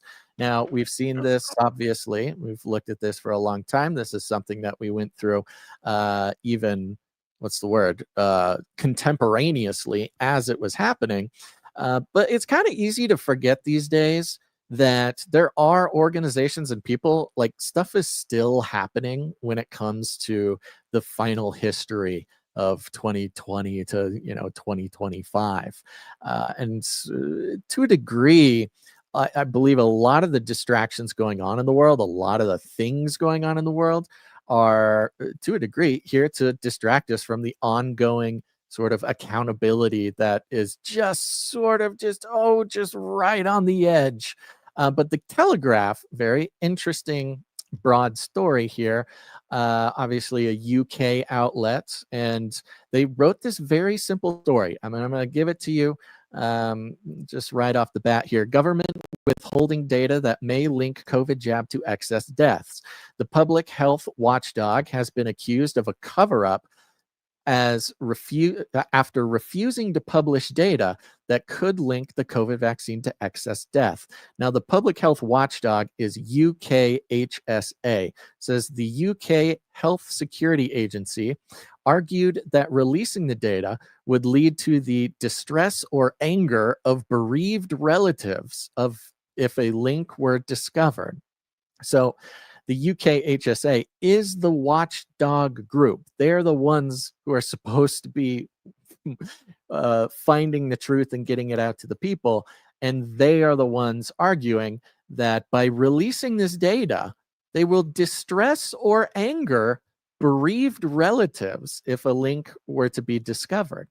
Public health officials also argued that publishing the data risked damaging the well-being and mental health of the families and friends of people who died.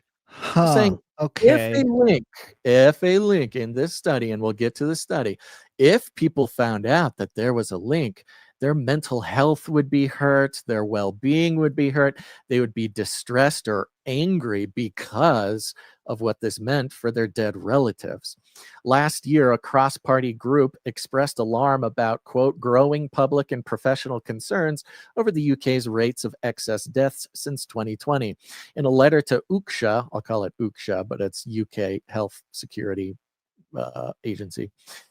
And, in a letter to UKSHA and Department for Health, the MPs and peers said that potentially critical data, which map the date of people's COVID vaccine doses to the date of their death, had been released to pharmaceutical companies, but not put into the public domain.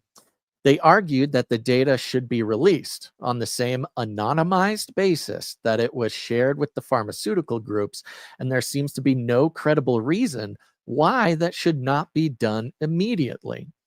Us for Them, a campaign group, requested that UKSHA release the data under Freedom of Information laws, but the agency refused, making a number of different arguments, including that publishing the data, quote, could lead to misinformation that would, quote, have an adverse impact on vaccine uptake in the public.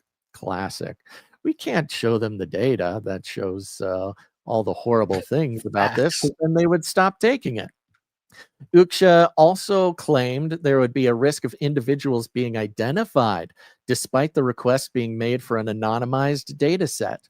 After a 2-year battle, the Information Commissioner ruled in Uksha's favor, backing its refusal to publish the data.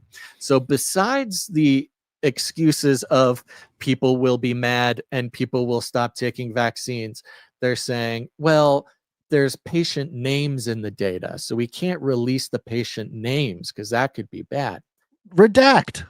There's a big black marker that have a redact. They already did. They already anonymized the data. It's already done. They anonymized the data when they sent it to the pharma companies.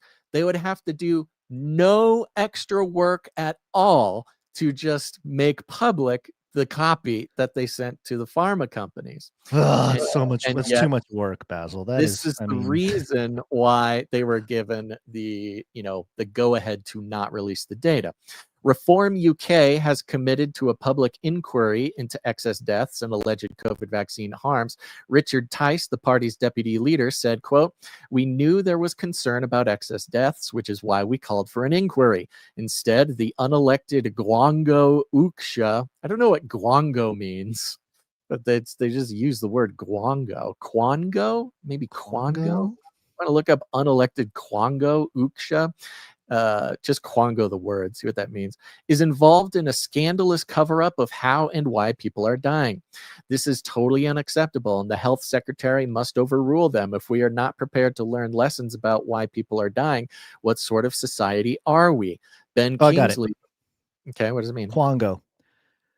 Quasi-autonomous non-governmental organization. Oh, interesting. So it's kind of like saying NGO, but yeah, like their own version of it. Yeah.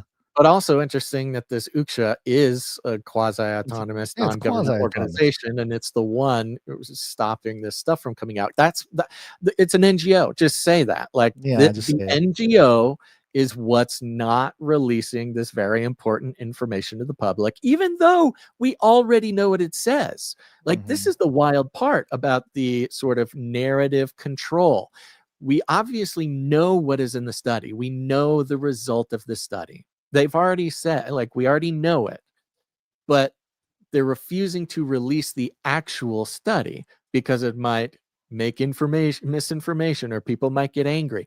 They're already angry. They're already angry. All, like whatever you would call this is to prevent any actual accountability. That's what this is. This has nothing to do with the people's well-being or their mental state. That's all hogwash. This is because they don't want to have any paper trail that would cause anybody to be held accountable for what happened over the last in a sort of court of law, right? And the fact that it's an NGO and not an actual government organization is actually a protective layer about, they can't, like a politician can't release it. They can't take a vote in parliament. They're not accountable to even the government. It says here, Ben Kingsley, the legal director of Us For Them, said the way Uksha had handled the case reveals a desperation that this data should not in any form see the light of day. He added, quote, "It is perverse for Uksha to argue that this data should not be released because the public could feel distressed or angry if patterns or correlations were to be identified. You have to ask yourself why it is that the public are considered incapable of handling this data. It reveals patronizing mindset, which also characterized the pandemic response. Do what we say. Don't ask any questions. We know what is best for you." Mr. Kingsley said the government's approach appeared similar to the response to the infected blood scandal, in which thousands of people contracted HIV and hepatitis C from contaminated blood products. Quote, "The infected blood inquiry published its report while this case was underway," he said. Quote, "We learned that for years and years, the government didn't think the public could handle the truth, so they kept it from us." Quote, "Now we are seeing very similar behavior from Uksha We don't know if the data would reveal any evidence of correlation, let alone causation, but we can see they are desperate to avoid having to answer that question in public. UCSA spokesperson said, quote, protecting patient confidentiality is of critical importance. Releasing this data presented a real possibility that it would be used to identify individuals, which could result in significant distress. UCSA provided a carefully anonymized version of the data set that removed the risk of identification. We welcome the decision of the tribunal to dismiss the appeal. And that's the end of the article. And it's really unusual. First of all, everything in here doesn't come as a surprise or anybody. I'm happy to hear that there are still people working and there's still these reports that, people are fighting for. It's also kind of relieving to see that their excuses for not releasing them are so patently weak and lame and, atrocious reasons. Even the reason of, the patient confidentiality is why we can't release it. What does that sound like to you? Does it? Because it sounds like the Epstein files to me. Yeah. This is the reason the Epstein files have been held for so long as well. Even though anonymized versions of the report exist, they are using this as an excuse. But that is how it ends. The end of the article is UCSA provided a carefully anonymized version of the data set and that removed the risk of identification. We welcome the decision of the tribunal to dismiss the appeal. And for those who spent the time during COVID and post-COVID reading the mainstream articles like this about these reports, about these conjectures, about the misinformation or whatever, you'll notice that there's something missing in this article, and it's a single word about, well, some people think this, but it's been debunked, and misinformation on the internet and Joe Rogan and all these medical less ad hominem type there's of no argument. reason to release it because that like standard copy paste second half of article that even if they have the daring, even if they're daring to tell you this piece of news that the information exists and they don't want to release it, if a mainstream media outlet was going to report this, they would almost be required by law to come in the second half and say, but it's stupid to think that there was any problems and you're a right-wing extremist. Right. They need they need a talking head they can pin and throw a little ad hominem attack at them and stuff like that. That's right. One clarification between NGO and Quango. NGO obviously independent from government, and theoretically, it's being funded that way. But with the Quango, it's funded by government. So some NGOs are too. USAID, that's what it did. It was government. So I guess it's the same thing. NGOs, right? So the critics are calling Quango basically outsourced government because it functions this was like put out independently. By the Telegraph about a week ago. Very interesting. Okay. I mean, look, we don't do a whole lot of COVID reporting anymore. There's stuff going on, but it's just drives you nuts to try to get any information on it because reporting is done in the traditional way where they tell you, oh, something's happening, but also you're a terrorist if you think anything's happening. Right. Let's play this jingle just for a good, a good throwback. It's Corona time. COVID-19, COVID-19, COVID-19, COVID-19, COVID-19, COVID-19, COVID-19. Now, 2 days later, 2 days later, after the Telegraph put out this story, we have the Daily Mail.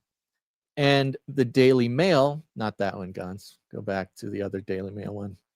The Daily Mail put out this version of the story. And they say, health chiefs accused of cover-up after failing to reveal data that may link COVID jabs to excess deaths. Okay, this was put out on the 17th. And I'll tell you, long story short, the first half of this article is more or less just a rewrite or a copy and paste of what the Telegraph already put out, right? Kind of what I said, just telling the story, giving the quotes, this is what's happening, that's it.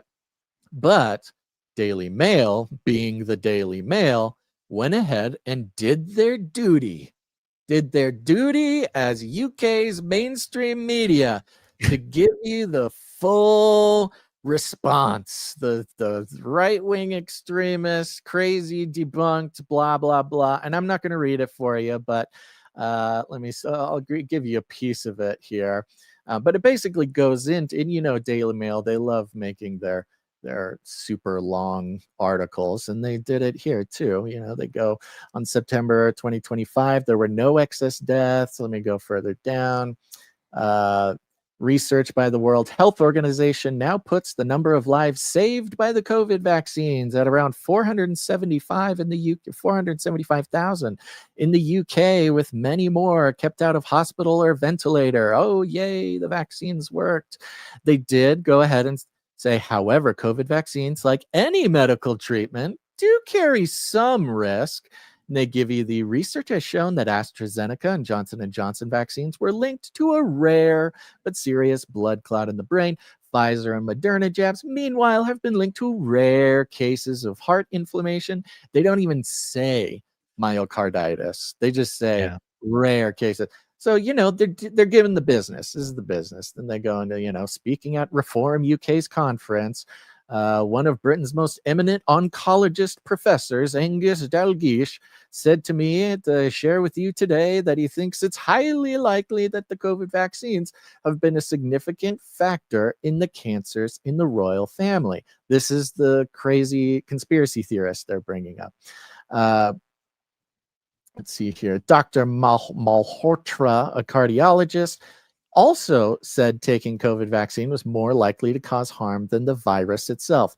But his claims attracted widespread criticisms, with experts in viral immunology arguing that there is no credible evidence that these vaccines disrupt tumor suppressors or drive any kind of process that results in cancer. Health Secretary Wes Streeting also said that it was shockingly irresponsible of Reform to allow Dr. Malhotra at the conference.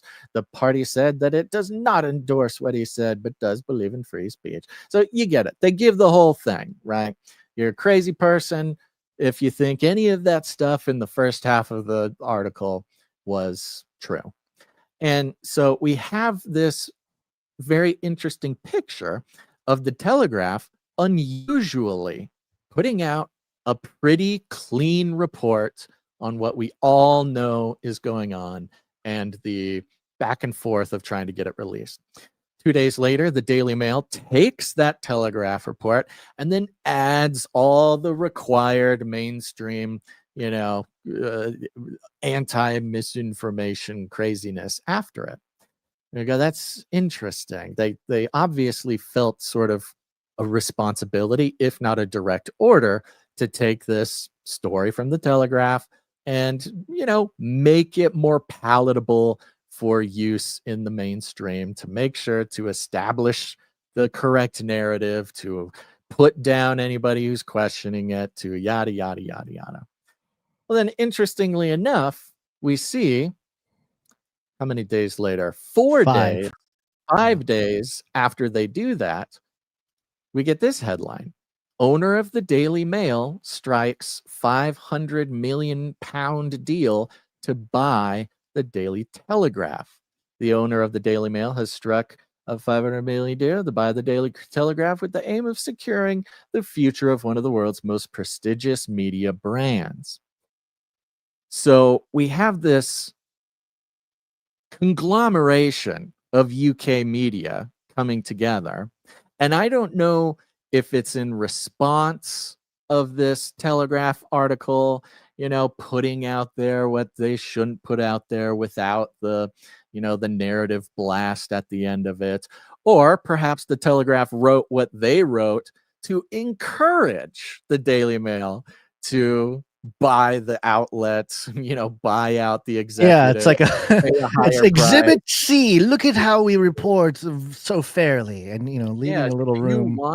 It's kind of like, do you want to stop narrative scrambles like this one we just did 2 days ago? If you want to look, people might start waking up if they read our stuff. You better buy it, and you better buy it at a high price so that you can come in and control that narrative again. And we're seeing this happen all the time. I mean, it's easy to think, it's easy to get distracted by what we're seeing in sort of alt media and yada, yada, yada. Because it's pretty generally recognized. The mainstream media is losing its power. And, in the US, we have the Democrats, realizing they got to get into podcasts and blah. It's the war for your mind. This is the fifth generation warfare. If you're sitting and thinking like, who cares? Who cares who's buying who? Who cares what narratives, making it and not making it? Who cares, how the conglomerates are congealing even more into a singular monolithic, narrative crafting, casting device? This is the broad fifth generation warfare. This is the control of the battlefield for tomorrow. Because as we see, in all the drama with Tucker Carlson and Nick Fuentes and Candace Owens, this fairly successful, again, fifth generation warfare to destroy the alternative ways of seeking out information, or the alternative non-controllable narratives. We know they're trying their best to take control of the alt media. We have seen this in Shillzilla and lots of other places. We've seen the disintegration of what once seemed to be a sort of powerful movement of alt media, now getting disenfranchised and dissolved right in front of our faces. And at the same time, we see these big media moves continuing with what they know has worked in the past. And it's important because we always, as much as we can appreciate the revolution in the fifth gen warfare and the alt media and the independent media, and how we're in a much better place than we used to be in, and whoever's responsible for that, if it was Trump, blah, blah, blah, blah, blah, blah. What's unfortunate is that there's always tomorrow. We may have won the battle, but we haven't won the war. And the way that they are looking forward to the midterms and blah, blah, we're going to blink and it's going to be a year from now. And everything that we understand about the media landscape and how we can even access any information could be completely different, because that's basically what happened the past, I'd give it maybe 18 months, an entirely new situation in 18 months. And so what we can do is we end up finding, and this is what we've always tried to really focus and specialize in, Gons, is finding the truth oftentimes in places that they're not expecting it to come out. And one place, did you have anything burning on your heart you want to mention before I transition here? I was just going to mention, I was just reading up a little bit on the Telegraph history. It is an old. I won't. I was just going to mention that it changed hands a lot over the last century. But in the last year, in 2025, in May, some conservatives in the UK pushed back because there was a proposal for the UAE to acquire about 15% of the Telegraph. Mm-hmm. And that actually, it was set to happen. Like the pushback didn't work and it was set to happen. But on the 14th, so literally a week ago, this company that's represented by the UAE, they dropped their bid because of negative media coverage. And now the DailyMail stepped in to become the owner. So interesting. Exciting. Yeah. Good timing. Mm-hmm.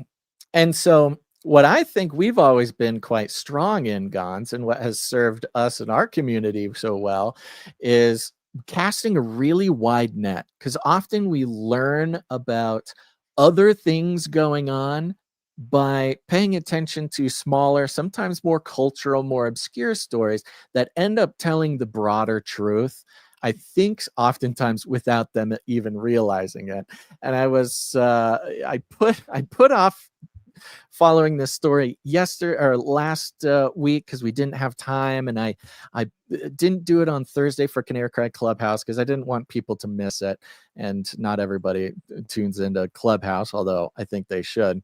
But this is coming from The Atlantic, and The Atlantic headline of "All the Ostriches Must Die." How the That's right. And believe it or not, yes, this is all tied up in basically everything we just mentioned. How the plight of a few hundred birds in Canada became an all-out fight for freedom. And let me just give you a little taste here. The police came at dawn. Karen Esperson watched them drive into the valley, more than 40 cruisers in a line. They were on a mission from the government. All of her ostriches must die. Karen and her business partner, Dave Belinsky, were standing in the outdoor pens of their farm in the mountains of Canada's West Kootenay. Excuse me, Canadians, if I'm not pronouncing that right. You got crazy stuff up there. The fate of their flock had been taken up by right-wing media and had become another front in a spiritual war. An angry group of their supporters with signs and walkie-talkies gathered on the property. They'd set up a barricade to slow the cops' advance. Several logs laid across the dirt near the turnoff from the highway. The activists had been camping out for months, their numbers sometimes reaching into the hundreds. They knew the government was saying that the ostriches had bird flu, but they were convinced that this was a cover for some other bigger scheme. The feds were conspiring with the United Nations and Big Pharma, they said. Small farmers' rights were being trampled, but Dave and Karen's birds had other, more powerful friends. Robert F. Kennedy Jr. was making calls to Canadian officials. Dr. Oz had offered to evacuate the ostriches to his ranch in Florida. Dr. Oz stepped in, or was it trying to? Right off the bat, I mean, they call it a spiritual war, which is interesting. We'll get into that. They give you a nice roundup of everybody involved, Big Pharma, the UN, the global sort of health community. And if you needed any more clues that something bigger was going on, Robert F. Kennedy Jr. was personally getting involved, and Dr. Oz, who I forget what position he holds, some important position in the health health infrastructure for the U.S., was offering to bring the ostriches from Canada to Florida to save them. Says here, Canada, quote, respects and has considered the inputs of the United States officials, the nation's deputy chief veterinary officer had said. They have a deputy chief veterinary officer. But rules were rules and birds were birds, even if they were the size of refrigerators. And so a convoy of police had been sent to occupy the farm. Law enforcement drones were flying overhead.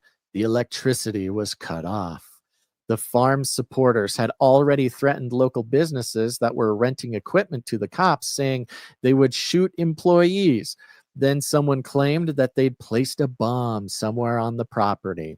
And it's beautiful. I'm not going to read everything word for word, but I put some work into highlighting some of the most important pieces here. But you can just see, for those who have been paying attention, and remember, this is The Atlantic, that not as much a news organization as it is sort of a cultural engineering device.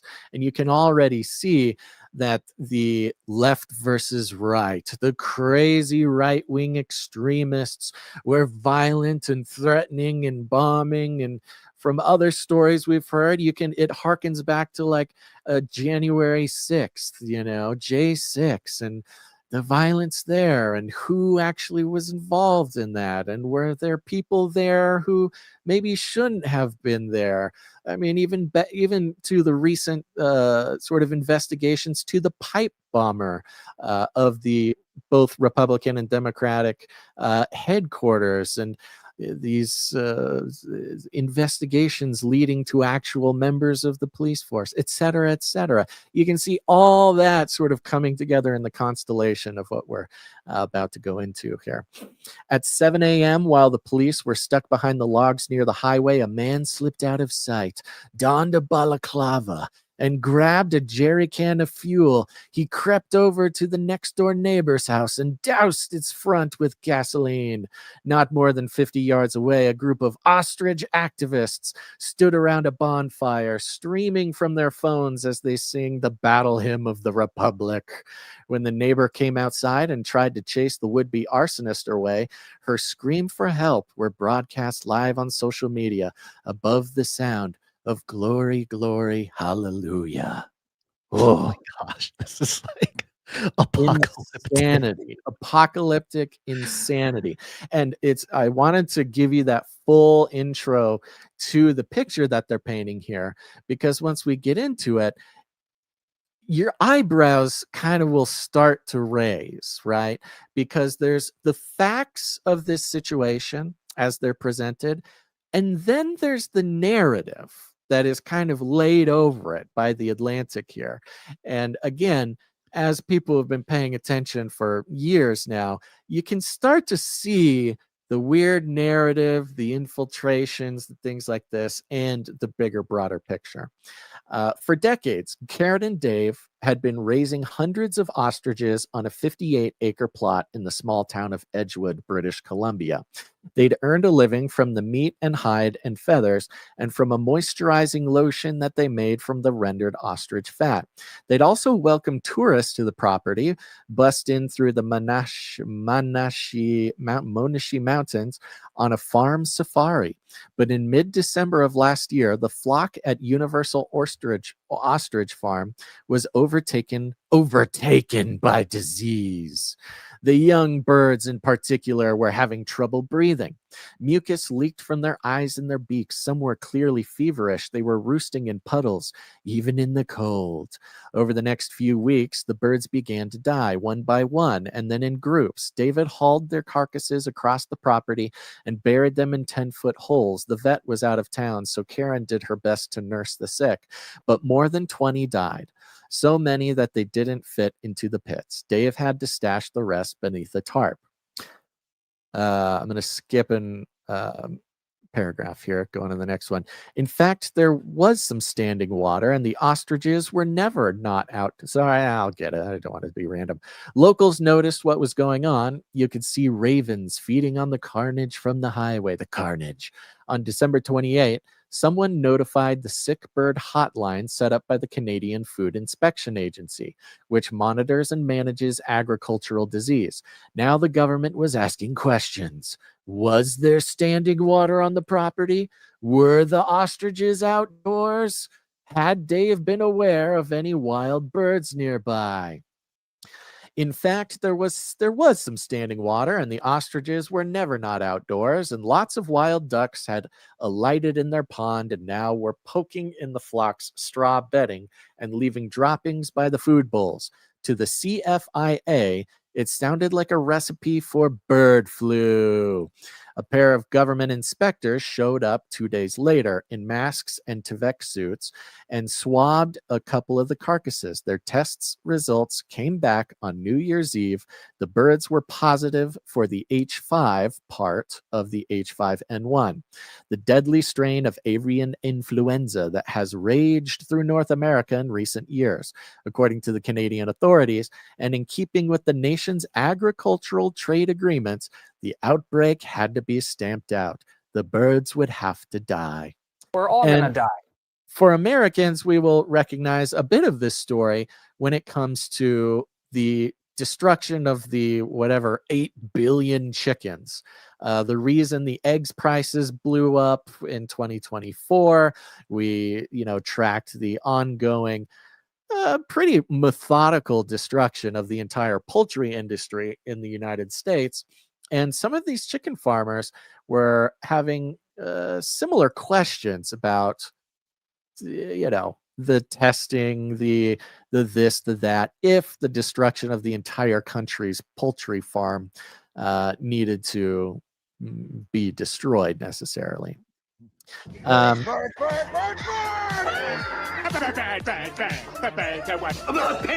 flu! Bird flu! I'm definitely going to get the bird flu. The results show I'm positive for bird flu.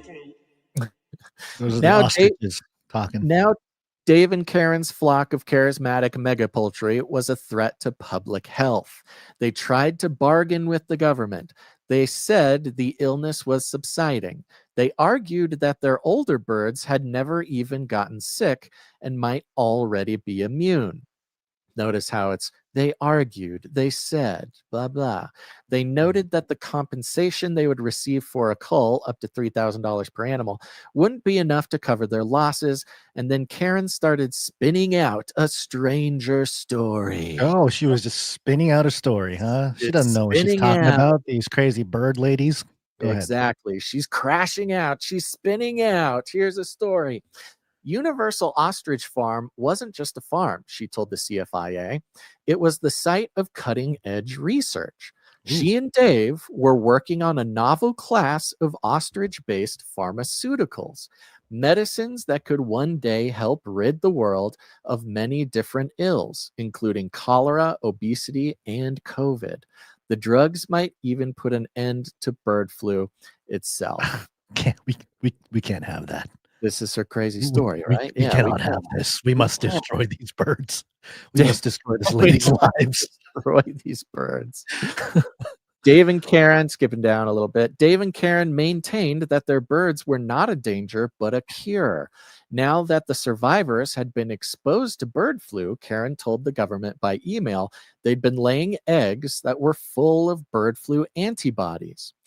That could be the key to something extraordinary, which, by the way, is just a natural expression of how they actually make, like the flu vaccine.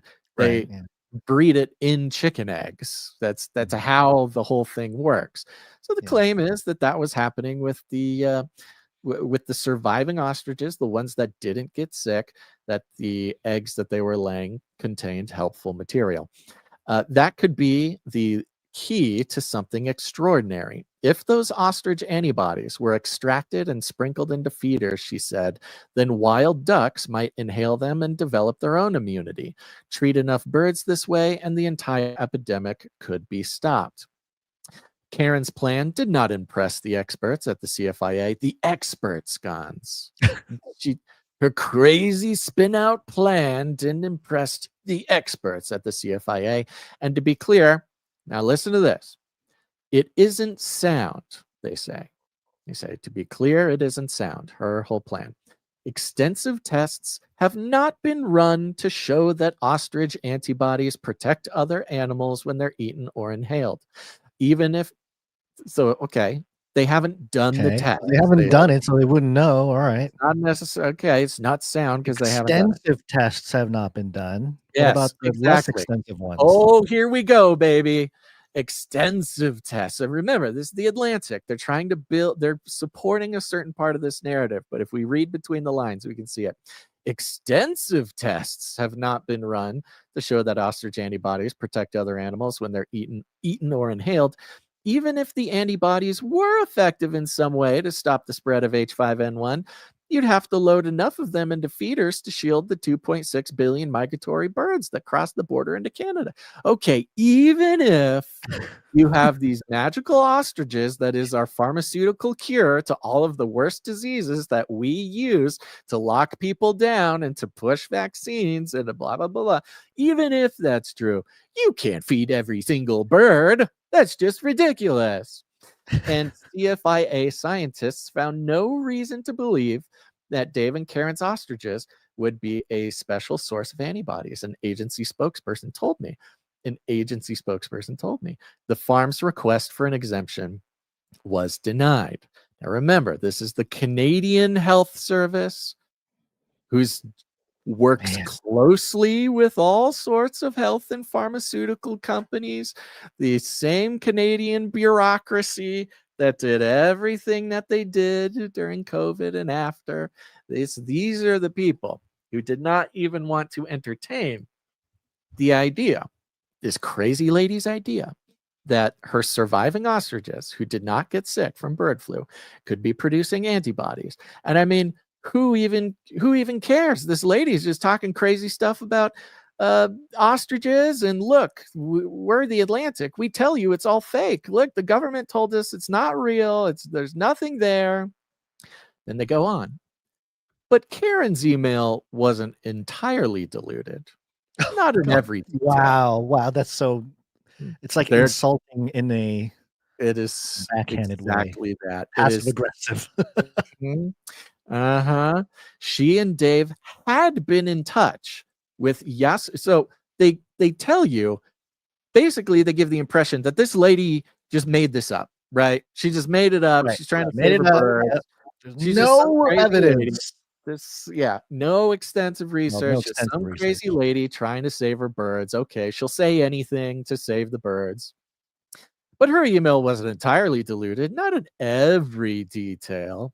She and Dave had been in touch with Yasuhiro Tsukamoto, a scientist and the president of Kyoto Prefectural University, who has for years been pushing the idea.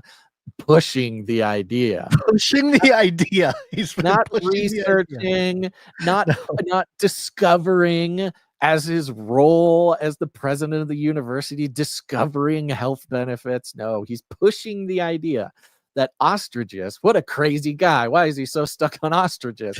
Why didn't he pick some other crazy? No, he's pushing the idea that ostriches and their powerful immune system could be the basis for an industry in biomedicine, that the birds' enormous eggs are factories for mass producing antibodies in response to almost any pathogen. A single ostrich hen can make about a cup of these a year, Tsukamoto says, which might in turn be layered onto ventilation screens, painted into face masks, or used in ointments, sprays, and pills. A few such products have already been marketed in Japan, among them a soy sauce with ostrich antibodies for E. coli and a cosmetic line with ostrich antibodies for the germs that can lead to pimples. The ostrich eggs can cure pimples, Cons. Not only was this not... The Nihonjin are already on it. We have already harnessed the power of the ostrich. Thank you very much. Not only was it not a just crazy idea that this crazy bird lady did, there's an entire industry of ostrich-based health products going on in Japan.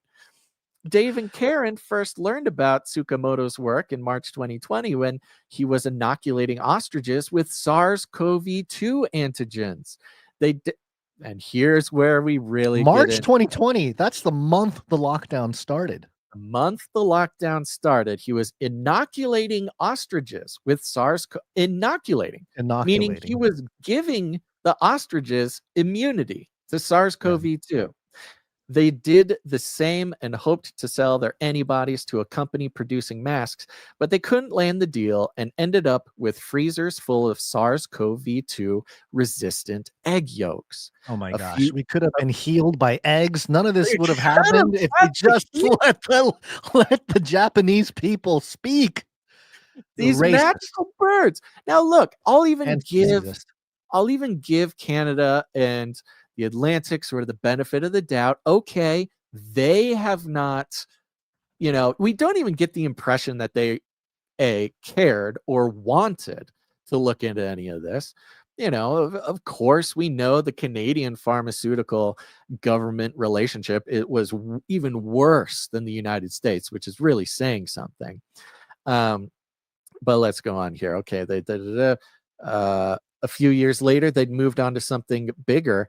An ostrich diet pill made from antibodies for the enzymes that digest sugar and starch. This could be a natural rival for Ozempic, they believe. Wow. Sold we must kill these birds and make an example. We just got the whole Ozempic craze going. We can't let this ostrich lady tear it all down with her crazy ideas that makes sense. This proven technology that's already going on in Japan. Vaccines Even wiping it into Ozempic, face masks GLP-1, and then I mean, come on. SARS-CoV-2 thing, like the whole, it's all these Everything. ostriches apparently. And again, look, we immediately do think, let's have some skepticism. Okay, this lady's birds are gonna get killed. She can say anything, you know, she should try to save her birds. Okay, yeah. But then you dive in and it's like, no, actually, there's a whole industry of this. It is a threat to Ozempic. It is a threat to the vaccination. It is a threat to all sorts of things.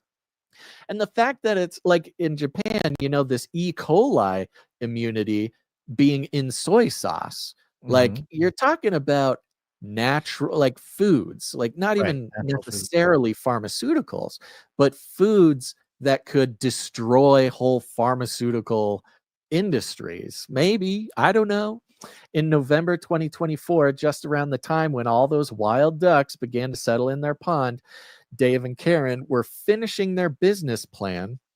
They would partner with Tsukamoto's licensee in North America, a company called Ostrich Pharma USA, excuse me, and begin inoculating birds in early March. After that, the money would start pouring in. Within 5 years, the farmers' business plan predicted they'd clear $2 billion in annual sales.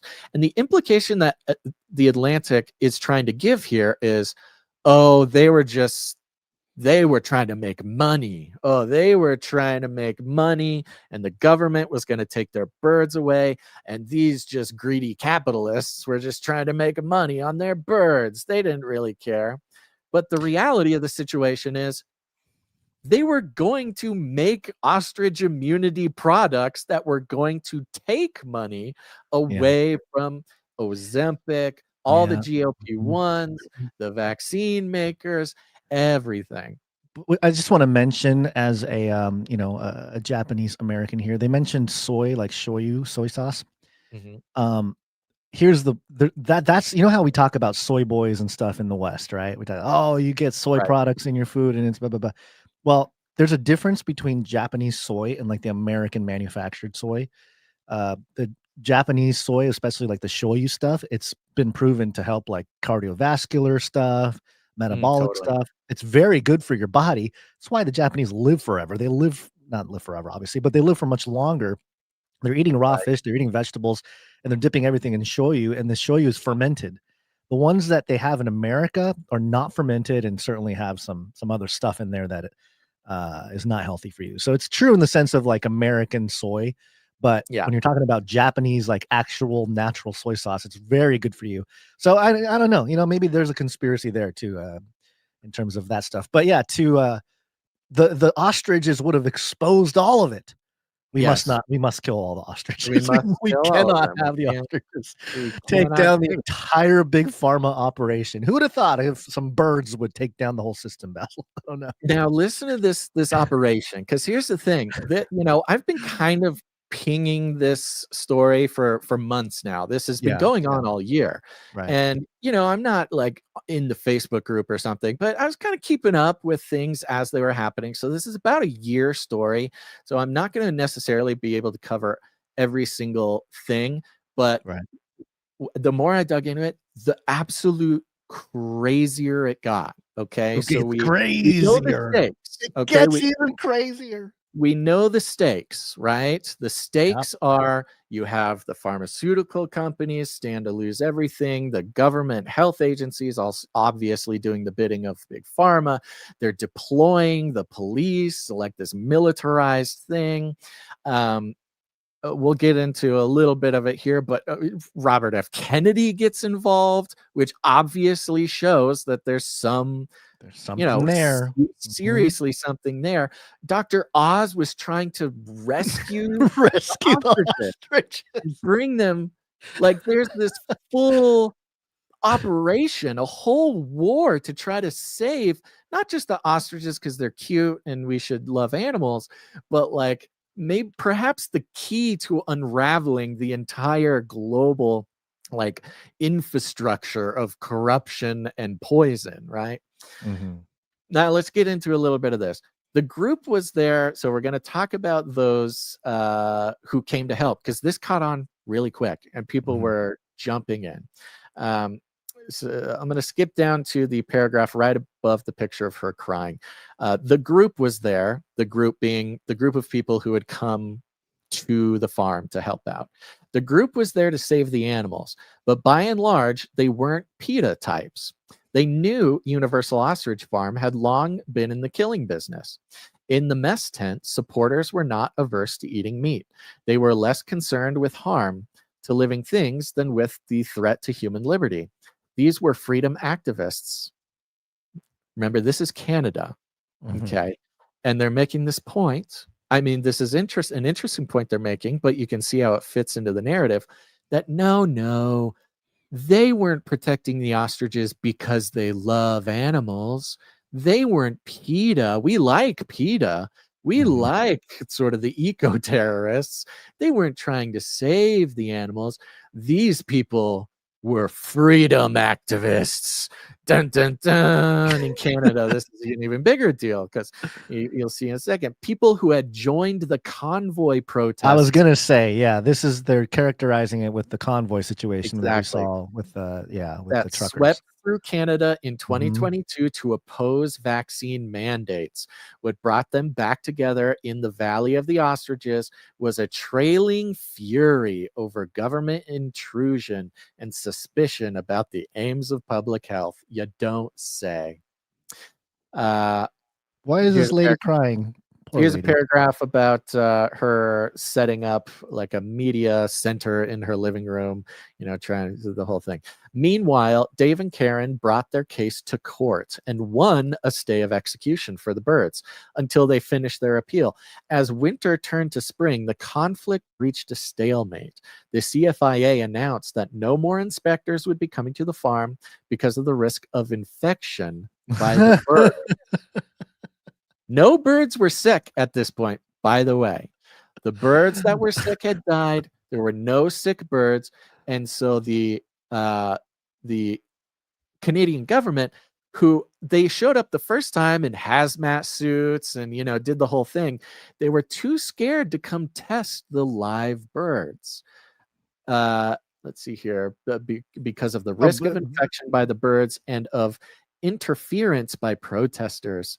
So they're going to get infected with bird flu or get interfered by protesters. That's right. Its staffers were getting threats by phone. And no. Then one night at the end of March, someone showed up with a gun.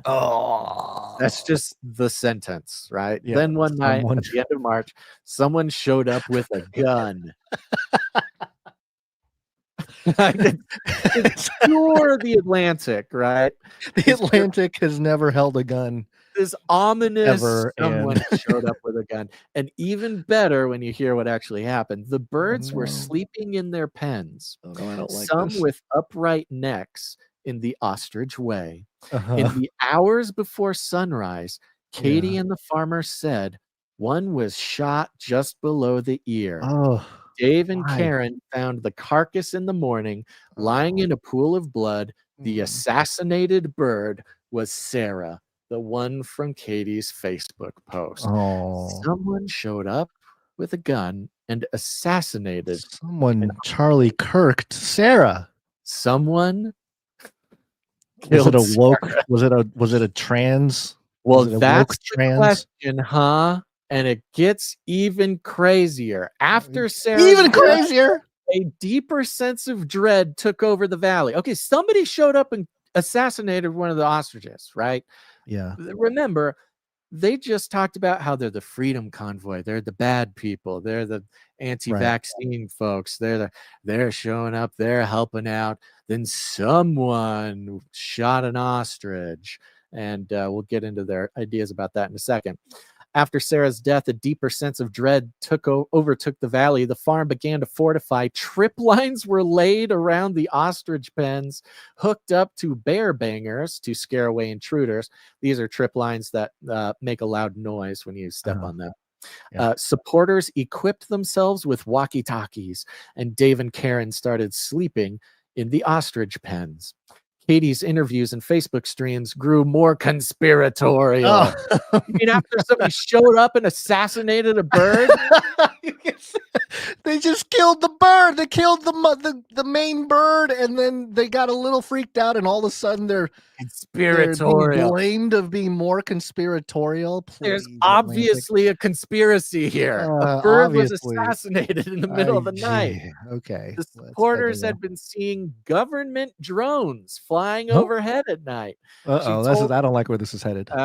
She told the podcast host in May, Karen too was obsessing over hidden plots. The farm's website. It was a hidden. They told them. Okay, sorry. All right. There was a hidden plot. The farm's website had malfunctioned in December out of nowhere, even though she was sure she had set up the domain to auto renew. Yeah. Okay. That's a all good right, that can question, happen. but Yeah. you never know. Could it have been a government associated hack? Could all of this have been a plan to stop her antibody business, to squish our science, as she later put it to me? Could it be that certain institutions were trying to hide the fact that H5N1 bird flu wasn't really all that dangerous? Yeah. Could it have been the Atlantic? Did we go into this? 2 months after They the all sound shooting, like conspiracy thought to me. I don't know, man. We're not getting Fauci to approve any of this. Big Pharma would never do any of this. 2 months after the shooting, a second bird was murdered in its pen. Karen said she heard a drone flying overhead between 1 and 2 a.m. And then she saw an army-sized device flying overhead as big as the hood of a vehicle. Some folks from the encampment said they saw it too, while sitting by the fire. There was a silent flash of light, and moments later, Karen found one of the biggest roosters on the farm, an ostrich called Joey, with a hole through its head. This time, my gosh. the wound was vertical, starting near the crown and ending 18 inches down the neck. The My drone gosh. may have been equipped with a gun, Karen told me, maybe a silencer too. Dave wondered if it might have been a laser. Drone strikes have saved lives. Can we shoot them down if over our property? Drones. A car hood-sized drone flies over the farm, a silent flash of light, and then a vertical bullet wound in the ostrich's head. Do you wonder why maybe she's a little conspiratorial? The Atlantic is like these crazy people and their conspiracies. What is wrong with the Atlantic? Incredible. It's really incredible. Now, just a quick note, because they mentioned Robert F. Kennedy. Quote, I support you 100%, Kennedy responded. I'm horrified by the idea that they're going to kill these animals. The cause was a natural fit for Kennedy. The anti-vaccine organization that he once chaired, Children's Health Defense, had already aired an interview with Katie on its video channel in March, and Kennedy himself has often railed against government overreach in efforts to control potential outbreaks. Earlier that spring, Kennedy had declared that the U.S. and Canada's policy of stamping out H5N1 infected chickens should be stopped. The survivors, the ones with naturally acquired immunity, could be used to populate poultry farms with hardier stock. Yeah, repopulate. Hardier stock, he said. Experts, Gons. The experts warn about the dangers of letting the virus spread unchecked. Vaccinating poultry makes a lot more sense. 2 bird flu scientists told me. Okay. Unnamed. In parentheses, that whole sentence was in a parenthetical. So. Parenthetical, unnamed bird flu scientists told The Atlantic that vaccinating Andrew Borla and all 8 billion chickens. But that's the point. Again, she doesn't even realize, the author doesn't even realize what she's saying here. She's saying the experts, the pharma companies, the bird flu scientists say it makes much more sense to vaccinate 8 billion chickens, each with their own vial of vaccination, than to breed a stock of poultry who are resistant against the illness. It is the vaccine versus natural immunity conversation, saying it makes more sense to spend billions of dollars on manufactured vaccines to save the poultry rather than to do what human beings have been doing for thousands and thousands of years, which is animal husbandry to make hardier stock resistant to disease. There's entire biomedical fields. Monsanto has it takes too long. So much faster with the jabbity jab. They found a way, to monetize the hardier stock thing with Monsanto, but with animals, it's better. You don't need to create some new animal or breed a hardier stock. You just got to purchase a vaccine for each and every one of them. Okay. So we're going to kind of come towards the end. Here is a little note here. Katie's Save the Ostriches campaign had until this point attracted hippies. Sorry to interrupt. You skipped the part I think that you wanted to mention. Kennedy also seemed to have an affinity for large flightless birds. Thank you. He has kept at least one emu as a pet on his property in California. He's an emu man. There you go. I think That's you right. and Bobby need to have a emu talk. That's emu what I'm pod. saying. Yeah. Big bird people will save the world. I love ostriches. Continue. Me and Robert F. Kennedy have at least one thing in common, and that is a love of giant flightless birds. Katie's Save the Ostriches campaign had until this point attracted hippies, libertarian, and anti-vaxxers, as well as local politicians in her province. Now it had the U.S. government. Booyah. Now, the writer then takes a huge aside to tell a story about how they visited the farm and how everybody was a crazy libertarian and how there was mud and ostriches on the farm and it was so scary. Yeah. And, has this person ever been to a farm? No. It sounds like they're in like some ivory tower and they're like, ugh, ground. I must step on dirt. Ew. Yes. The things, she's trying to make this point of like, it's so dirty and dangerous and everybody's going to get sick and die. Farm. You're at a there was farm. mud on the ground. There was mud on the ground. There was ostriches near people. There's deadly conditions. I don't want bird flu. And goes into just here's one sentence to kind of give an example of how she felt about the people there at the farm. Her connections with right-wing and extremist figures were expanding. She told me that she would soon be headed to a Truth Movement conference down in West Palm Beach, where she would share a stage with several noted anti-vaxxers, as well as Enrique Tarrio, the former Proud Boys leader. And she let me scroll through a run of texts she'd received in recent weeks from Mehmet Oz, who, like Kennedy, had gotten drawn into her cause by Katzimatitis. I don't know who that is. Oz, the celebrity doctor who is currently the head of the U.S. Centers for Medical and Medicaid Services, had suggested that he could bring the ostriches to Florida, but that wasn't possible on account of the cull order. Quote, I have spread the word widely and cannot understand why they cannot let me take these beautiful birds, he wrote to Katie in one message. Oz did not respond to a request for comment. Again and again. So it's being presented as crazy right-wing extremists just don't like the government and not instead the reality of it, which she tried very hard not to tell the truth about, that there was some very serious possibility that this farm, this ostrich farm itself, was not the first to discover that there's very serious possibilities that ostriches in general, both with their, they've got a crazy immune system. That's like kind of part of their thing. They have this like inhuman boosted immune system that then gets passed on to its eggs and then not experimentally, provenly in the industry in Japan by the scientists can be used to replace a lot of the, the big pharma stranglehold on everybody. But no, all you gotta do, like everything else, it's the Atlantic, call them right-wing extremists and nothing else matters. Again and again, the farmers said the Canadian government's response to their outbreak made no sense.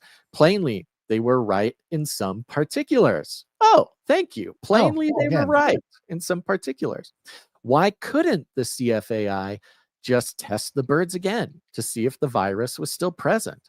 The government had claimed that this was impossible, that its inspectors would have no way to gather swabs from several hundred dangerous animals that can run at the speed of a moped without handling facilities of any kind on site.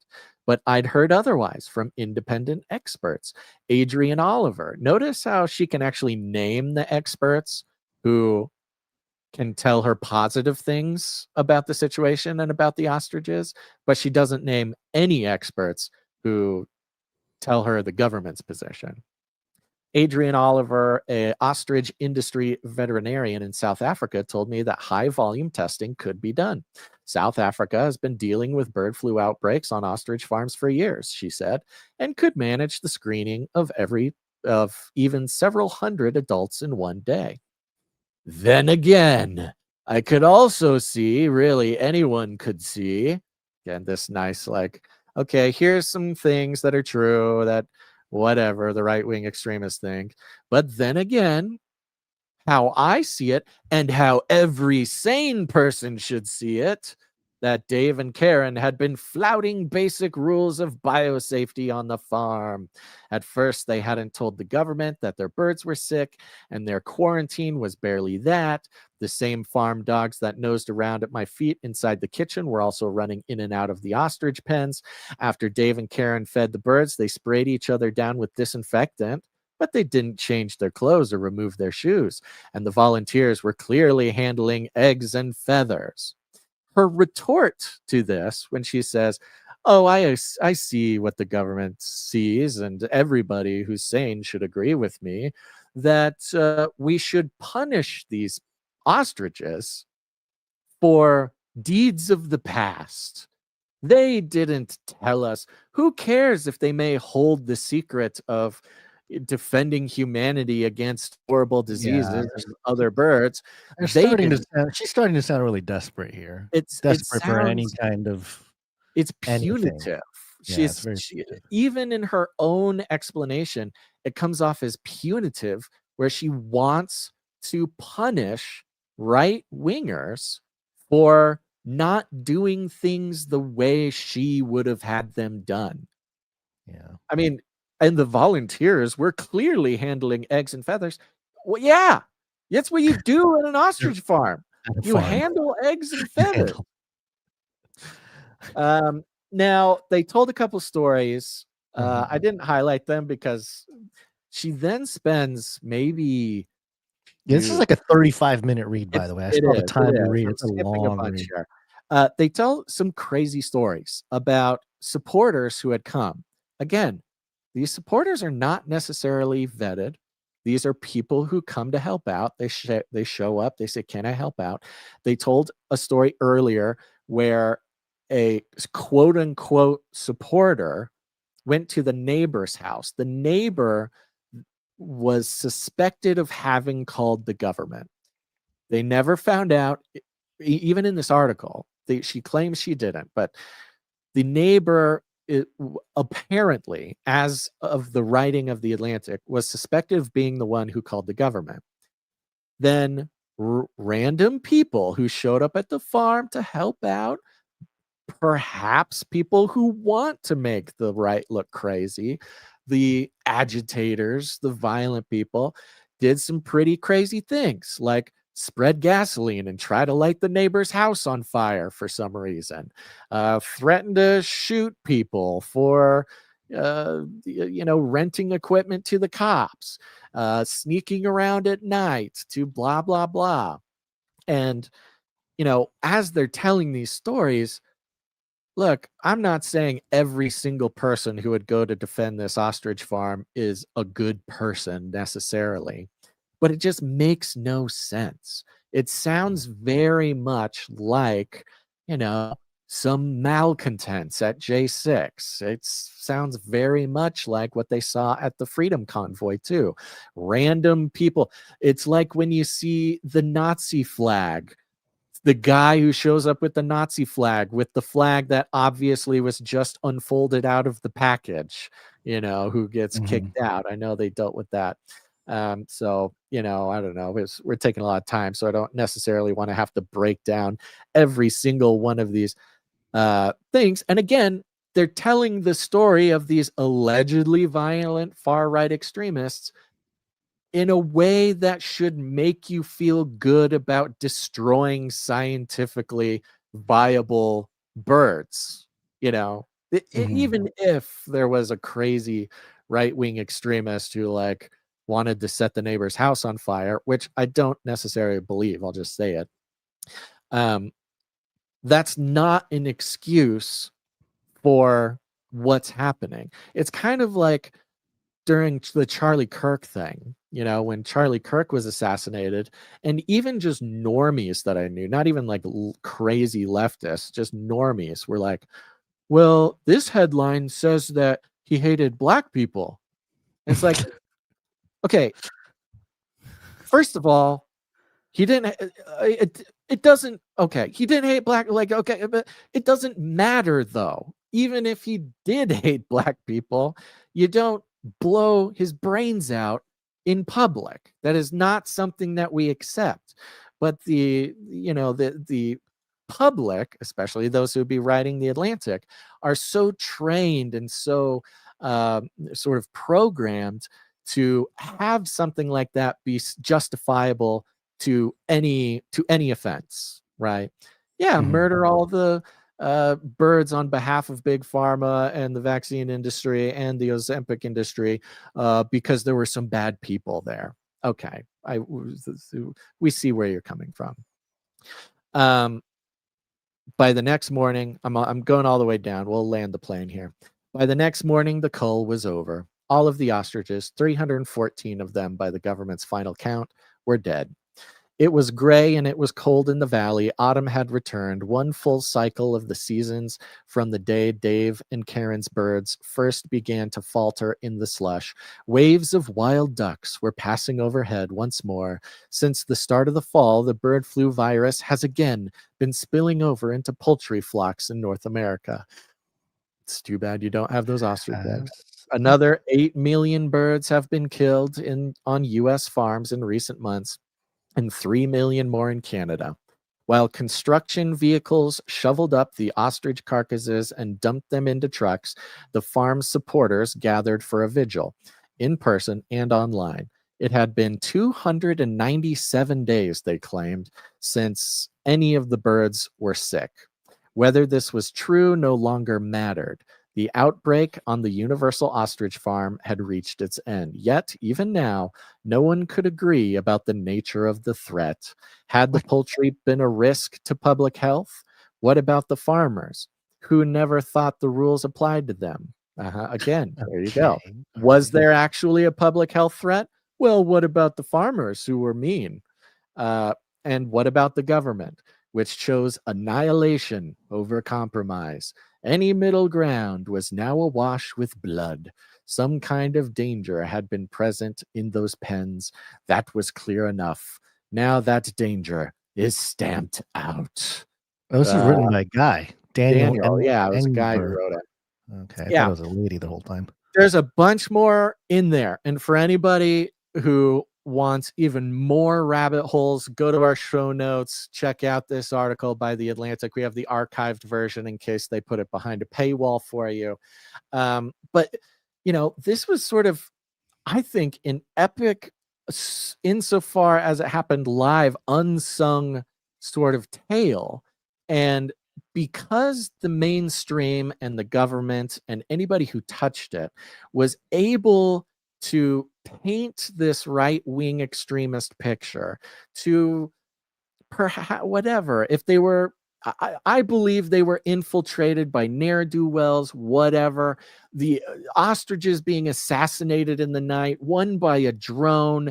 This was like some crazy secret war. And to think that Big Pharma would not have an interest in culling this herd, or to think that the government is not hand in hand taking instructions, if not just simple guidance from big pharma as to what to do about something like this, you are totally, absolutely naive. And I know y'all aren't listening to me, but it's amazing to me how little of this story was being told at the time. And I do believe that if the mainstream were to have touched this in the past year, that this could have been a significantly bigger, more public deal. And I think could have really struck some significant blows to the control mechanisms. But yet we were just absolutely overwhelmed by the day-to-day madness that has been splashed in our eyeballs in every direction. But I think this ostrich thing, I'm just totally consumed by which it touches almost every single important, huge meta narrative going on right now. I mean, there has to be a movie made about this. It's if they're not already in production, there is something seriously wrong with the world. Hey, I'll play an ostrich. You can play an ostrich. That's true. Maybe we should do it. Maybe this is our calling. I think we need to do a kick. What is it called? A Kickstarter? Do they still have those? Some kind of yeah, they do. They do have Kickstarter. Thing. Some crowdfunding. Save the ostriches, man. Look, when I first justice for the ostrich. Justice for the ostriches. When I first got my emus, I actually had plans to get ostriches, but somebody told me like, hey, you can get some ostriches. I'd start with some emus. Okay. Emus, your nice starter killer bird. They're only 6 feet tall instead of 8 feet tall. But I don't know. I think I might be on Team Ostrich now. Like maybe I can hook up with the Japanese and see if I can print out using God's beautiful biological printer, the ostrich, print out some pharmaceutical revolutions here. Yeah, well, don't get caught up in the crossfires there. I don't need drones hovering over Basil's residence and get some laser beaming some emu heads. Technology. Yeah. Forget the tripwires. You need an iron dome, buddy. That's where the government contracts can really become helpful. The Golden Dome. The Golden Dome.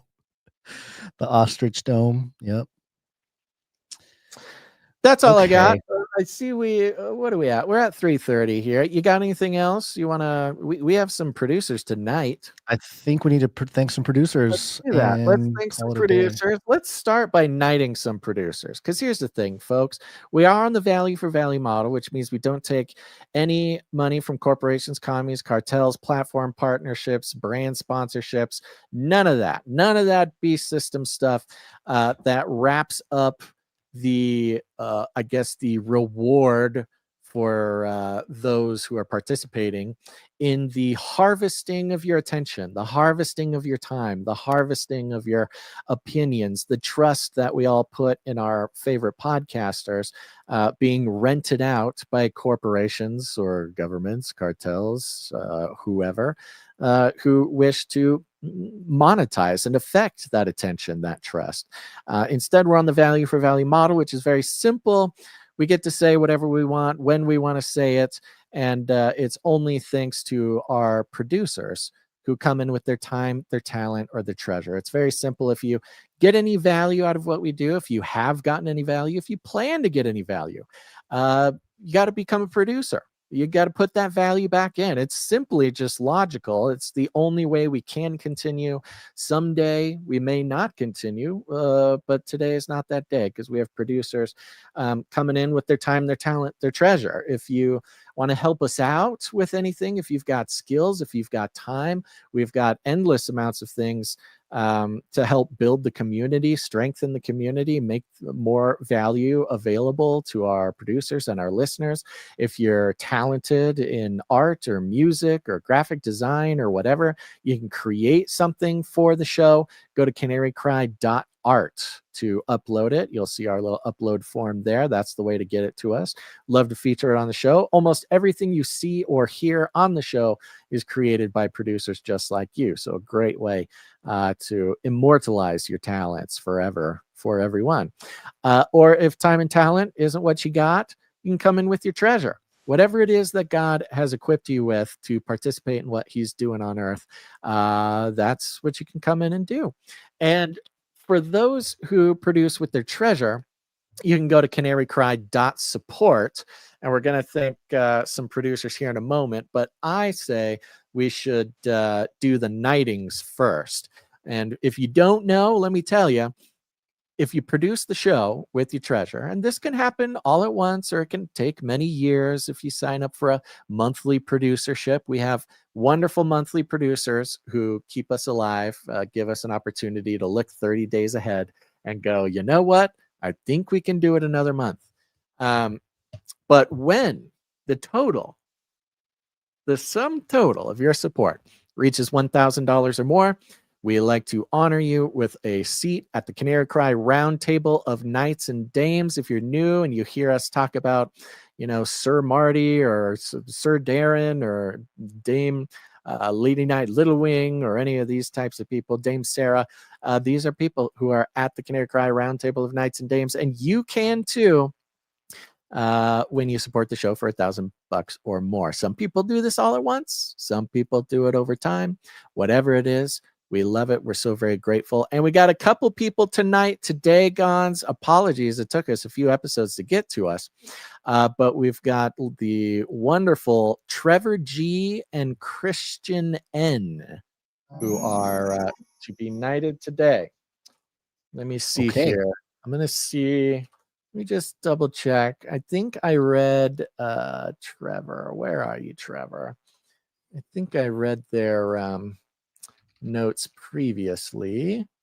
Oh, Trevor G and Christian N. Is that what you said? Yes. Okay.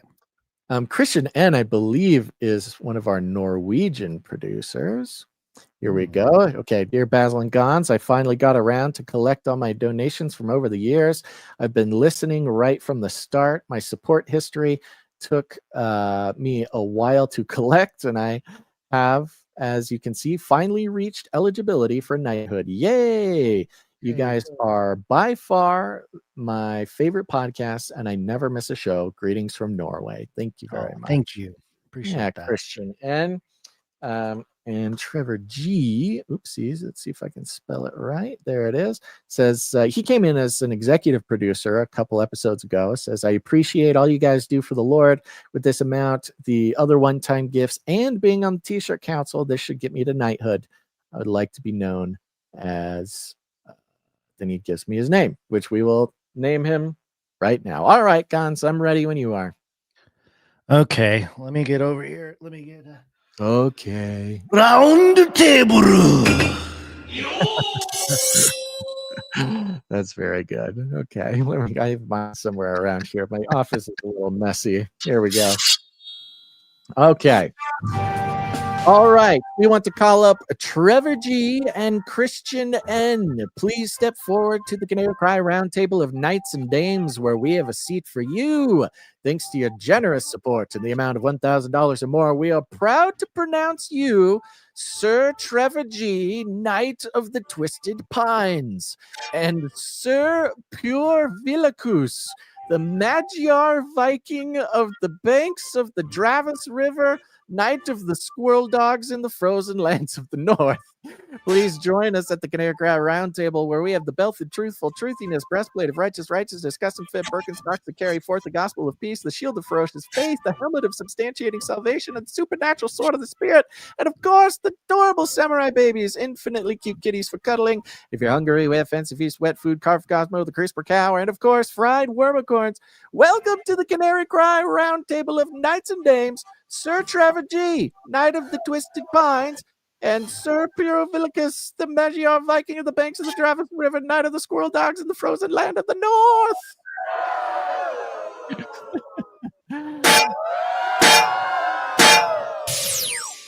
I think it's like a roller coaster.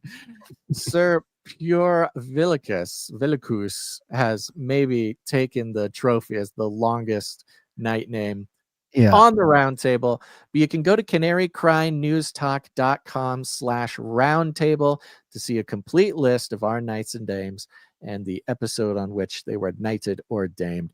Thank you very much, Sir Trevor G and Sir Pure Villicus. We really appreciate your support over such a long time. You guys have been producing for so long, and it really warms our hearts, and we're happy to honor you in the Canarium. I'm trying to find. Oh, here they are. Okay, I need to update the website. I usually like to do this live. Yes, I don't forget it. You got their names. I put them down in our document. Yep, I see it. Wow, you go.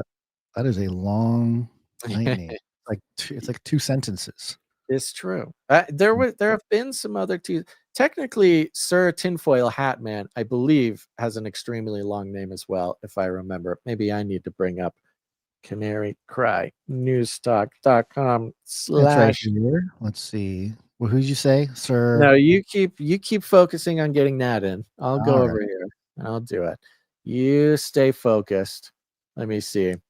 We have let's see, Sir Jimmy M, Knight of the Slinging Paint Brush and Sprayer Thingy. That's pretty normal. Dame Jennifer, Lady B of the Garden, walking closely to the Lord under the shadow of his wing from 334. That's a pretty long one. That's good. Sir Runk Smash, Knight in 250 characters or less, Defender of the Semicolons and Champion of the Comma. That one's pretty good. Dame Epony Blaze cares for twins, cats, birds, and blooms for the Most High God. That's a good one. Oh, yes, of course, Sir James, Knight and Servant of the Lion of Judah, Defender of the Destitute and the Helpless. Very honorable.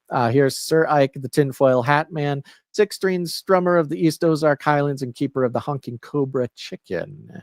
That's a nice long one, too. See, folks, we don't actually put any limits on these things. These limits are agreed upon, much like a constitution. You know, the Constitution is not, as our forefathers said, written with ink on paper, but it is written on the hearts of everyone who constitutes the great society that they're in. And according to the Canary Cry Roundtable of Knights and Dames, written on the constitution of their heart, is their knight or dame name can be as long as the good Lord wants it to be. Refresh the page. Let's see if those names. Refresh, scrolling. There they are. Sir Pure Villicus. There we go. Beautiful. Thank you very much to our two new knights, Sir Trevor and Sir Pure Villicus. And, we have some other producers to thank for keeping us alive on this here episode. Got a couple executive producers coming in. And for those who don't know, the executive producers come in, support any individual episode like this with $100 or more, which is why we honor them with an executive producership. This is a real title. You can put this on your business card, put it on your IMDb, whatever you want to do. We have, of course, executive producer Sir Alex Protocol, V2, Baron of the Breen Protocol. Sir LX Baron. Illuminatus! Right, comes in for $100 and 33 cents. He's on a 441 episode streak and a 95 episode executive producer streak. We have executive producer Sir Jamie, not the Lannister. Sir Jamie, thank you very much. Thank you very much, Sir Jamie. Let's Appreciate see you. Not the Sir, not Sir Jamie's sporting Canary Cry swag on stage too, which is yeah. awesome. Yeah, he's Love that. one of our greatest human billboards. Thank you very much, Sir Jamie. Okay, that's it for the execs. Let's see here. Not a whole lot. Well, let me say 0 actually. One-time producerships under the executive producer mount. However, we have some very wise and very smart producers who have signed up before the deadline for the Canary Cry supply drop. Smart people. If you've ever thought about joining the supply drop, maybe if you've been on it before and maybe it works, maybe you can get back on it again if that's where the Lord has you. I would recommend doing it in the next 7 days, okay? The deadline is midnight, November 30th. Once that rolls into December, the cutoff is already gone. You're going to miss your chance. You got till Sunday. You basically have this week to get it done. You got till Sunday, so don't wait. But the Canary Cry Supply Drop, one of the most beloved producer programs here for Canary Cry News Talk. It is a monthly producership. You can go to canarycrysupplydrop.com, sign up for a monthly producership there. And what happens is not only are you credited with keeping your favorite podcast alive, the best podcast in the metaverse, and participating in whatever it is God is doing here. But every quarter, once a quarter, so every few months, we send you a package, chock-a-block, filled with Canary Cry gear. Sometimes it's apparel, sometimes it's accessories, sometimes it's survival equipment. The fourth quarter supply drop is always our favorite, mainly because it comes with the Canary Cry calendar. The Canary Cry calendar is an absolutely beloved Canary Cry treasure that is put together by a whole host of Canary Cry producers working together for many, many months to put it together. It's a real physical calendar, which, look, it's pretty retro. What are you going to do? Nobody has physical calendars anymore because nobody has physical calendars as fun and as cool as the Canary Cry calendar. You open it up, you see tons of art created by Canary Cry artists, some of the greats, always bring in some of their best work. The art is usually filled with all sorts of Easter eggs and fun references to inside jokes and news stories throughout the year. The calendar pages are filled with sometimes hilarious, sometimes very important, sometimes biblical anniversaries, days in history. Again, more inside jokes for the show, for those long timers. I mean, it's like every month has what, like 20 of these amazing dates on it, Gons? It's surprising when there's a day without information. Like today, there's nothing for today. It is unusual to pick a day that doesn't have anything. But Gons, you are at the end of the show. I always ask you, do you have any last words? And every single time you read from whatever is going to happen on the Canary Cry calendar between now and the next episode. So they keep coming. And it includes the biblical feasts for those who, want to be reminded when the biblical feasts are throughout the year. It's just incredible. I really hope you guys like it. This fourth quarter one, you'll get the Canary Cry calendar, but you will also get a half gold back. If you have not heard our episode with Jeremy Corden, we're having some technical difficulties on some of the feeds, but we got the video up on it's on the News Talk channel, right? Yes, it's published on News Talk, but we got it on News Talk. It's up on the RSS feed. The Canary Cry Radio RSS feed is a little wonky now, but go listen to it if you haven't listened to it. And I make the comment, I can't remember if it was this one or the next episode or interview we have coming out, where it's like,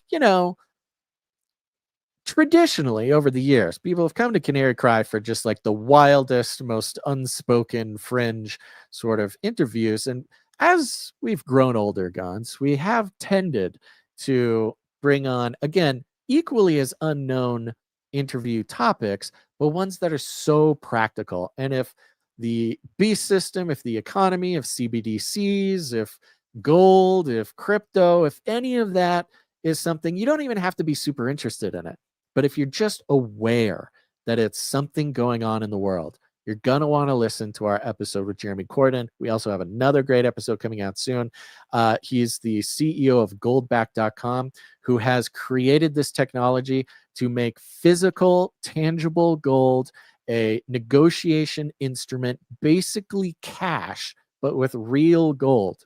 It's super affordable. There's thousands of companies in the country that you can actually walk in and spend this real gold. You don't have to spend it. It saves, it stacks just like any other gold instrument if you're trying to invest in small amounts of gold. And trust me, I've tried to invest in small amounts of gold, right? I don't have like thousands of dollars to drop on like getting some gold bars or whatever. Even small gold bars are expensive. But these gold back bills, real pure gold, come in really reasonable denominations. So go check it out. Listen to that. But those who are signed up before November 30th, you'll be getting your own very first half gold back that will start you on your journey. Big apologies to our international producers on the supply drop. We wish we could. We can't send the gold overseas, but we promise we'll make it up to you somehow. But we've had a whole slew of people recognize the opportunity for this, Gons, because let's see here. 1, 2, 3, 4, 5, 6. We had 6 Canary Cry supply droppers sign up since last episode, which is absolutely a record. So I'm going to list them and thank them. We're starting off with supply dropper Ricky B. Thank you very much, Ricky B. Thank you. We have Marty Not Sir K coming in. Marty Not Sir K. Okay. Yeah, thank you very much, Marty Not Sir K. Kona H comes in, joins the supply drop. Kona H. How do you spell that? Is it a K or a C? Just Kona with a K. Kona. Okay. Let's see here. We have Sir Darren comes in, signs back up. Thank you, Sir Darren. Darren coming in. Benjamin signs up. Thank you very much, Benjamin. Getting the supply drop. Not Cheryl, Netanyahu. Not Netanyahu, as far as I can tell. Let's see here. Cheryl E signs up. Thank you very much, Cheryl E. Thank you very much. And Brandon W. Thank you very much, Brandon W. Coming in. I wonder if that's the same Brandon W. You know that I made a mistake. Cheryl E did not sign up for the supply drop. I believe she is on the supply drop, but Cheryl E signed up for the Canary Cry T-shirt Council. Ah, there we go. There Doubling you go. up. Love it. Doubling up. Cheryl E, thank you very much. And hey, look, if the supply drop, if that's not in your budget or that doesn't interest you, that's okay. You can go to canarycryt-shirtcouncil.com, sign up there, and it's very similar program, except for you get to vote on the t-shirt for the quarter, and we send you a Canary Cry t-shirt. Very exclusive, very cool. And if it weren't for the wisdom and the knowledge of the Canary Cry T-shirt Council, we could never figure out what to make. So thank you very much, Cheryl E. Yep. Other than that, Cage Rattler Coffee supports the show. Thank you very much, Cage Rattler Coffee. And in case you missed it, go to cagerattlercoffee.com. This is coffee, small batch coffee from all over the world, roasted specifically for Canarians, by Canarians, made available to Canarians, and a portion of every sale comes to support the show. It's nice. And some announcements for cagerattlercoffee.com. They have started the Coffee of the Month Club, so you can sign up for a recurring subscription to the Coffee of the Month Club. We highly recommend that. And Cage Rattler Coffee is running a little Thanksgiving special up until November 30th as well, where you can get 10% off. Just use the coupon code THANKS, THANKS. And highly recommend it, folks. Get on over there to cagerattlercoffee.com. I have it every day. It is beloved, delicious, and even more than anything, it is a fist in the air against not only the beast system, but the coffee companies, the big corporations that hate you and sell you moldy coffee and put money into lobbying for the ill of all of us. So make sure that when you're participating in the economy, we are participating in the parallel economy as much as we can. And you can learn more about that while holding your half gold back from the supply drop and start the revolution, folks. Go do it. Waiting for supply drop.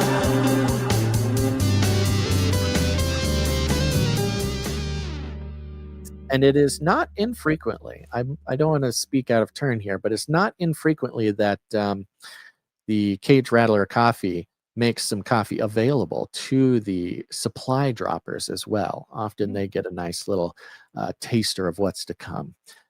at cagerattlercoffee.com. All right. I think we had a piece of music that got sent in about a week ago or so, maybe even more, Gons, that we had not gotten the chance to play. Is that right? Yeah, that is correct. Although I failed to prepare properly. You failed to prepare. Proper preparation Well, while prevents. you do that, I will give a shout out to everybody who joined the Canary Cry text message alert system. Highly recommend you do that. We can see it with our eyes. The algorithms have since been changed again, moved away from letting our beloved people know when we go live. So don't rely on the algorithms or the notifications from the big tech platforms, because they actually don't want you to catch the show. Instead, join the Canary Cry text message alert system, where we can text you directly and let you know we're starting the show. It's very easy. All you got to do is text the word canary to 877-740-3226. Again, just text the word canary to 877-740-3226, and you'll get put on the list. People have told me, I gotta say, you don't get put on. You gotta start. Yeah, the list makes it sound like we're part of not making a list. There's no government list or something. But you will targeted receive a text message from me. I write them, I send them, so every time you get one, you can know it's from me. And the fun part is you can actually text us back at that number. You can send us questions and stuff. I can't carry on a conversation with you via text because it's very expensive, but I do like to read them here. 509 just texted, says, great to watch and listen. Thanks. Listening to Ostrich story. Now we understand why the dodo went extinct. That's right. Who knows where the world could be if the dodos were still around. Let's see here. Oh, look at this. This is Ben L. Ben L 406. He's part of the Canary Cry tech team, I believe. He says, I've just ordered the last parts needed for Gonza's PC. Should have it to him by his birthday at the latest. What? Okay, that's great news, Benjamin L. Because, yes, Gonz is fighting technical battles that I don't even know. It's like only my parents fight similar battles with computers that Gonz does. What year is your car made in, Basil? Just curiosity. My car, 2010, I think.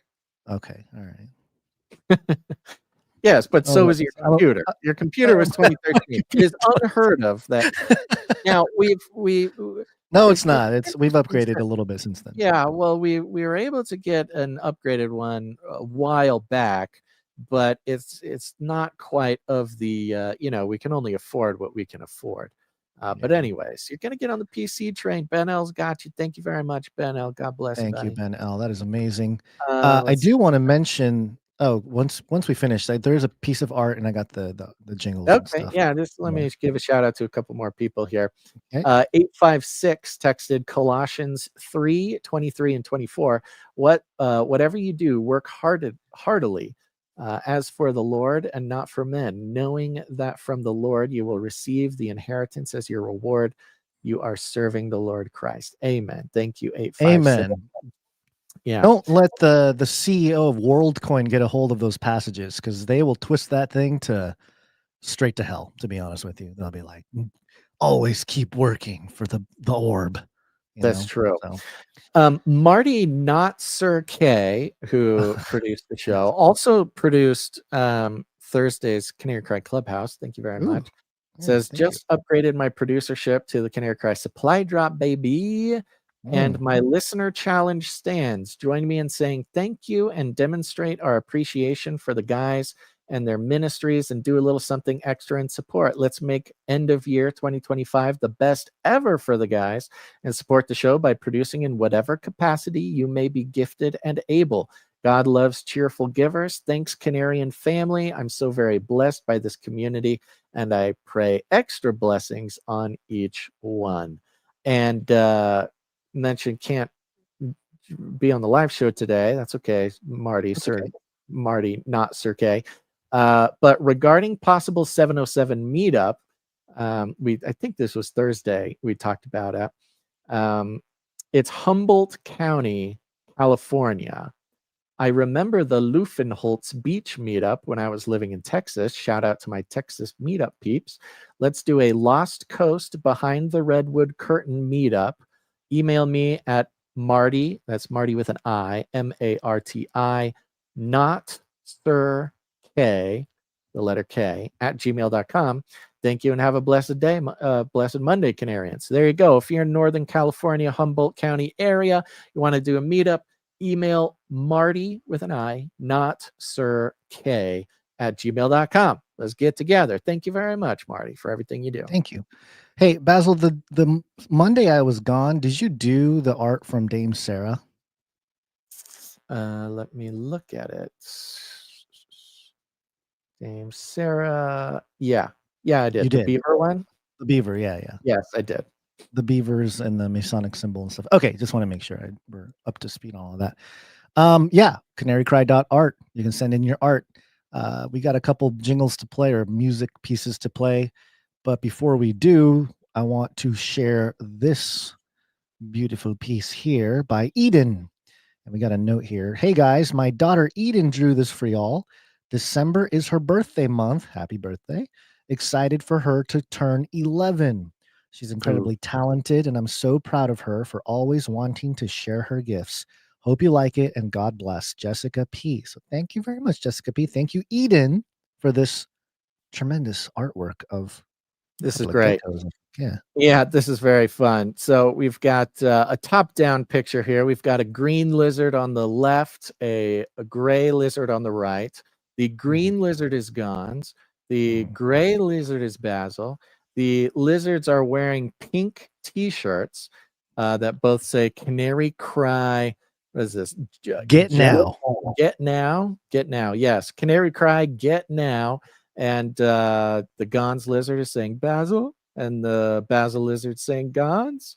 And it looks like we're looking at a hat. There's a baseball cap up here. Oh, it says it's the Canary Cry baseball cap that went out in the supply drop a while ago. We've been turned into lizards, Gons. What a holiday gift we've been given. Thank you very much. Eden has called us out. We are just lizards pretending to be podcasters. I like how it's not lizard people necessarily, but they are lizards wearing T-shirts, Canary Cry T-shirts. Well, that's wonderful. Happy soon-to-be birthday, Eden, and hopefully you guys can send us another message when we get closer to your birthday. We'd love to. Yep. Thank you for that. More. Okay, we have a couple pieces here. This one is from Jonathan F. Jonathan F. did not leave a note with this. It's titled Protest Jingle. So let's see what this is here. Protest? You started the right time. Protesting is not enough. Are you protesting the authenticity of his code? Ooh, that's good. I like it. Yeah. Make sure that's labeled. Make sure that's labeled correctly. Microphone's cutting out. Yes, that's a good one for the protest. We got to keep that in mind. We also got something from Sir Marty B. Kick out the Jams brothers and sisters. Spelled jams with interesting spelling there. Here it is. Savior on a white horse. Oh my gosh, my microphone is bugging out. Is it going to play? I hit the play button.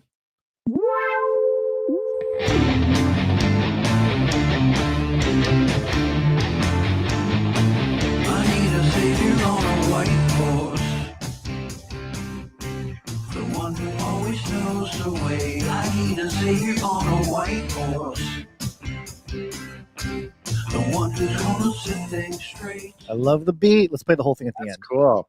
Yeah, that's great. That's very catchy. We'll play the whole thing after the show here for the Canary Cry mixtape. Thank you very much. Love having some non-AI music. Look, AI music's getting pretty good, but we've talked about how sad it is that the readiness of not unquality AI music can be kind of dejecting for the real musicians out there. Sir Marty B, the man who's been doing it for a very long time. Some of our best tracks have come from Sir Marty K. I'm sorry, Sir Marty B, Night of the Bass. So Can't wait to hear it at the end of the show. Thank you, Sir Marty. Thank you for that, Sir Marty B. And we also have something here from Jolmes. It's labeled in Japanese here. It says Basil 888. Quinto. Daddy's home. I think I played this one back on, back on the episode that you weren't on. Yes, is the Daddy's home. Okay, Thank you very much. There you Jones. go. Thank you to everybody who sent in stuff. We appreciate it. It was good to have some art, some producers coming in with their art. We appreciate you. Amen. Your talent is beautiful. It's a Yep. God-given So gift. create whatever you can create, whatever way that God has given you to put value into something, into anything. That's what keeps us alive here. We love it. Again, you can go to canarycry.support to learn more, or Canary Cry Art to upload your art. Or if you want to jump in, help us out with something, to give of your time, or if you have some skills that we certainly could use, which are pretty much all skills, you can email us at canarycryradio@gmail.com. All right. Anything else you want to do or say today, Gonzo? I think that about does it. I think that about it.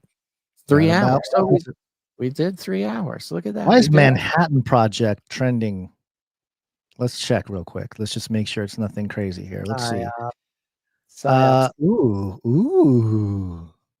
This is always fun. Let's see. This is you know how it goes. This is coming from Disclose. Ooh, it's gone now. How is it gone? Hold on. Let me try that again. Oh, I know why.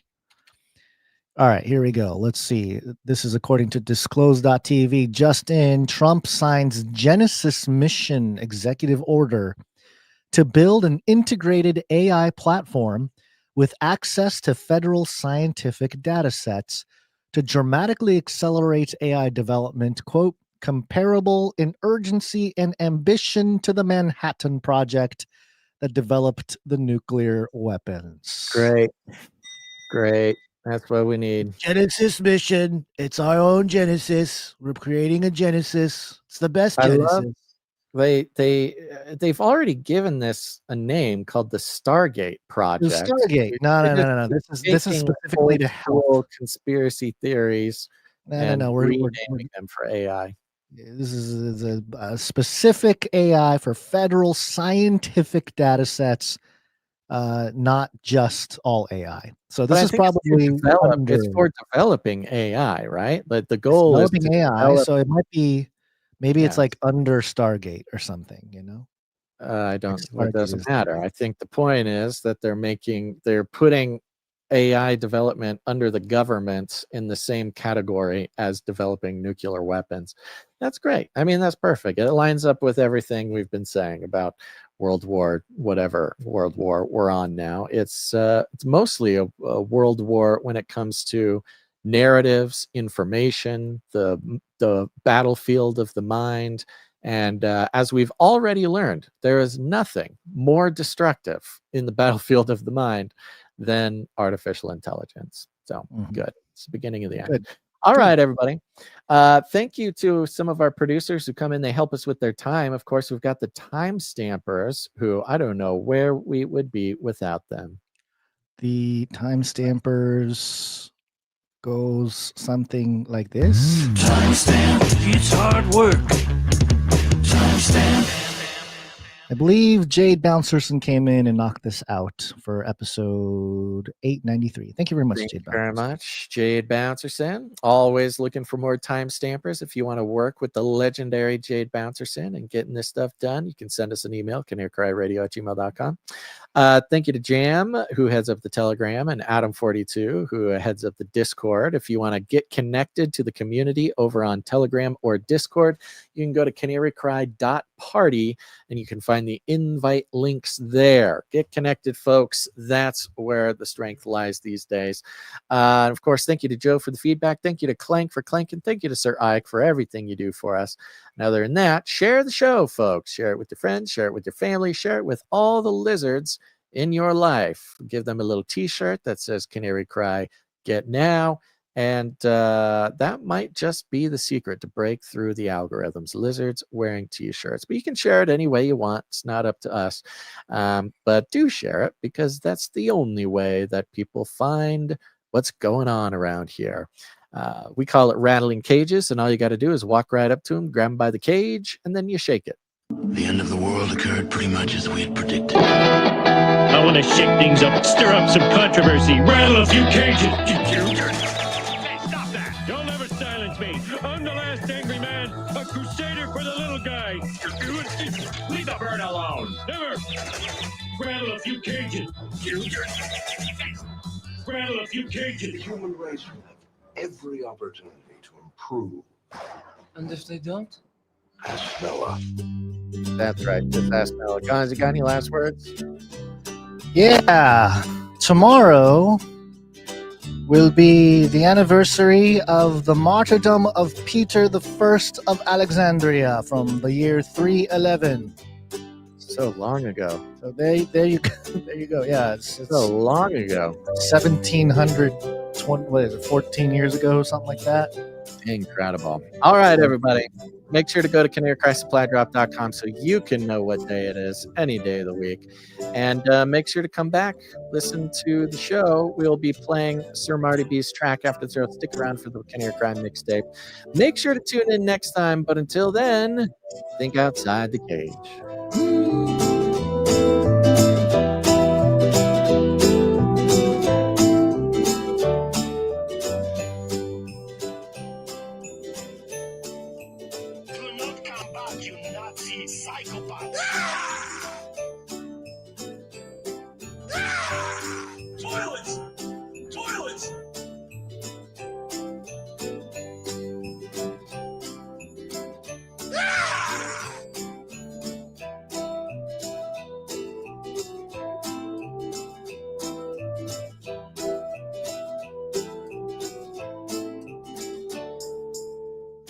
Remember, reality is an illusion. The universe is a hologram. Buy gold.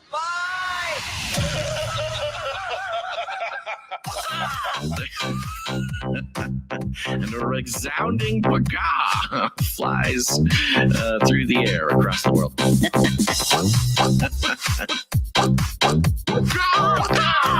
Why are you screaming like a wild bird? Rattle their cage. They have a lot of people screaming randomly. Why don't you shout? It'll be their call out. They have a lot of people screaming randomly. Go ahead and...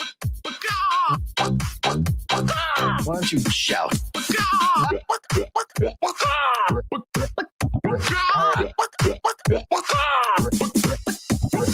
Why are you screaming like a wild bird? I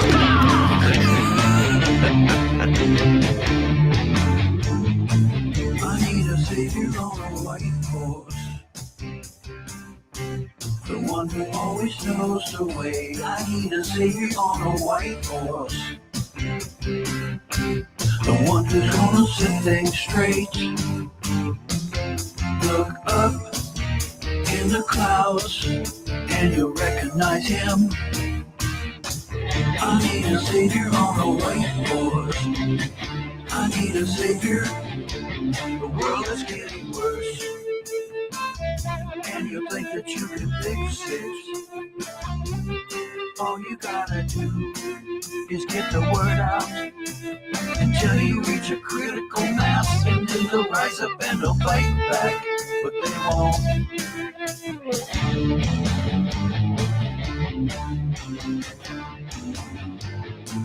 I need a savior on a white horse, the one who always knows the way. I need a savior on a white horse, the one who's gonna set things straight. Look up in the clouds and you'll recognize him. I need a savior on a white horse. I need a savior.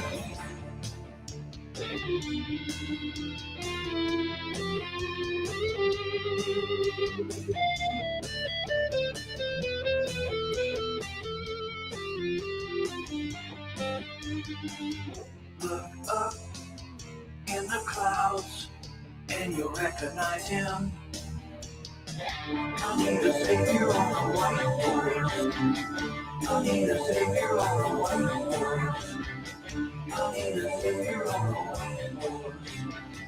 I need a savior on the whiteboard. I've ordered more pills than anyone in the world. Value for value. We take no money from corporations, commies, or cartels. Canary cried out,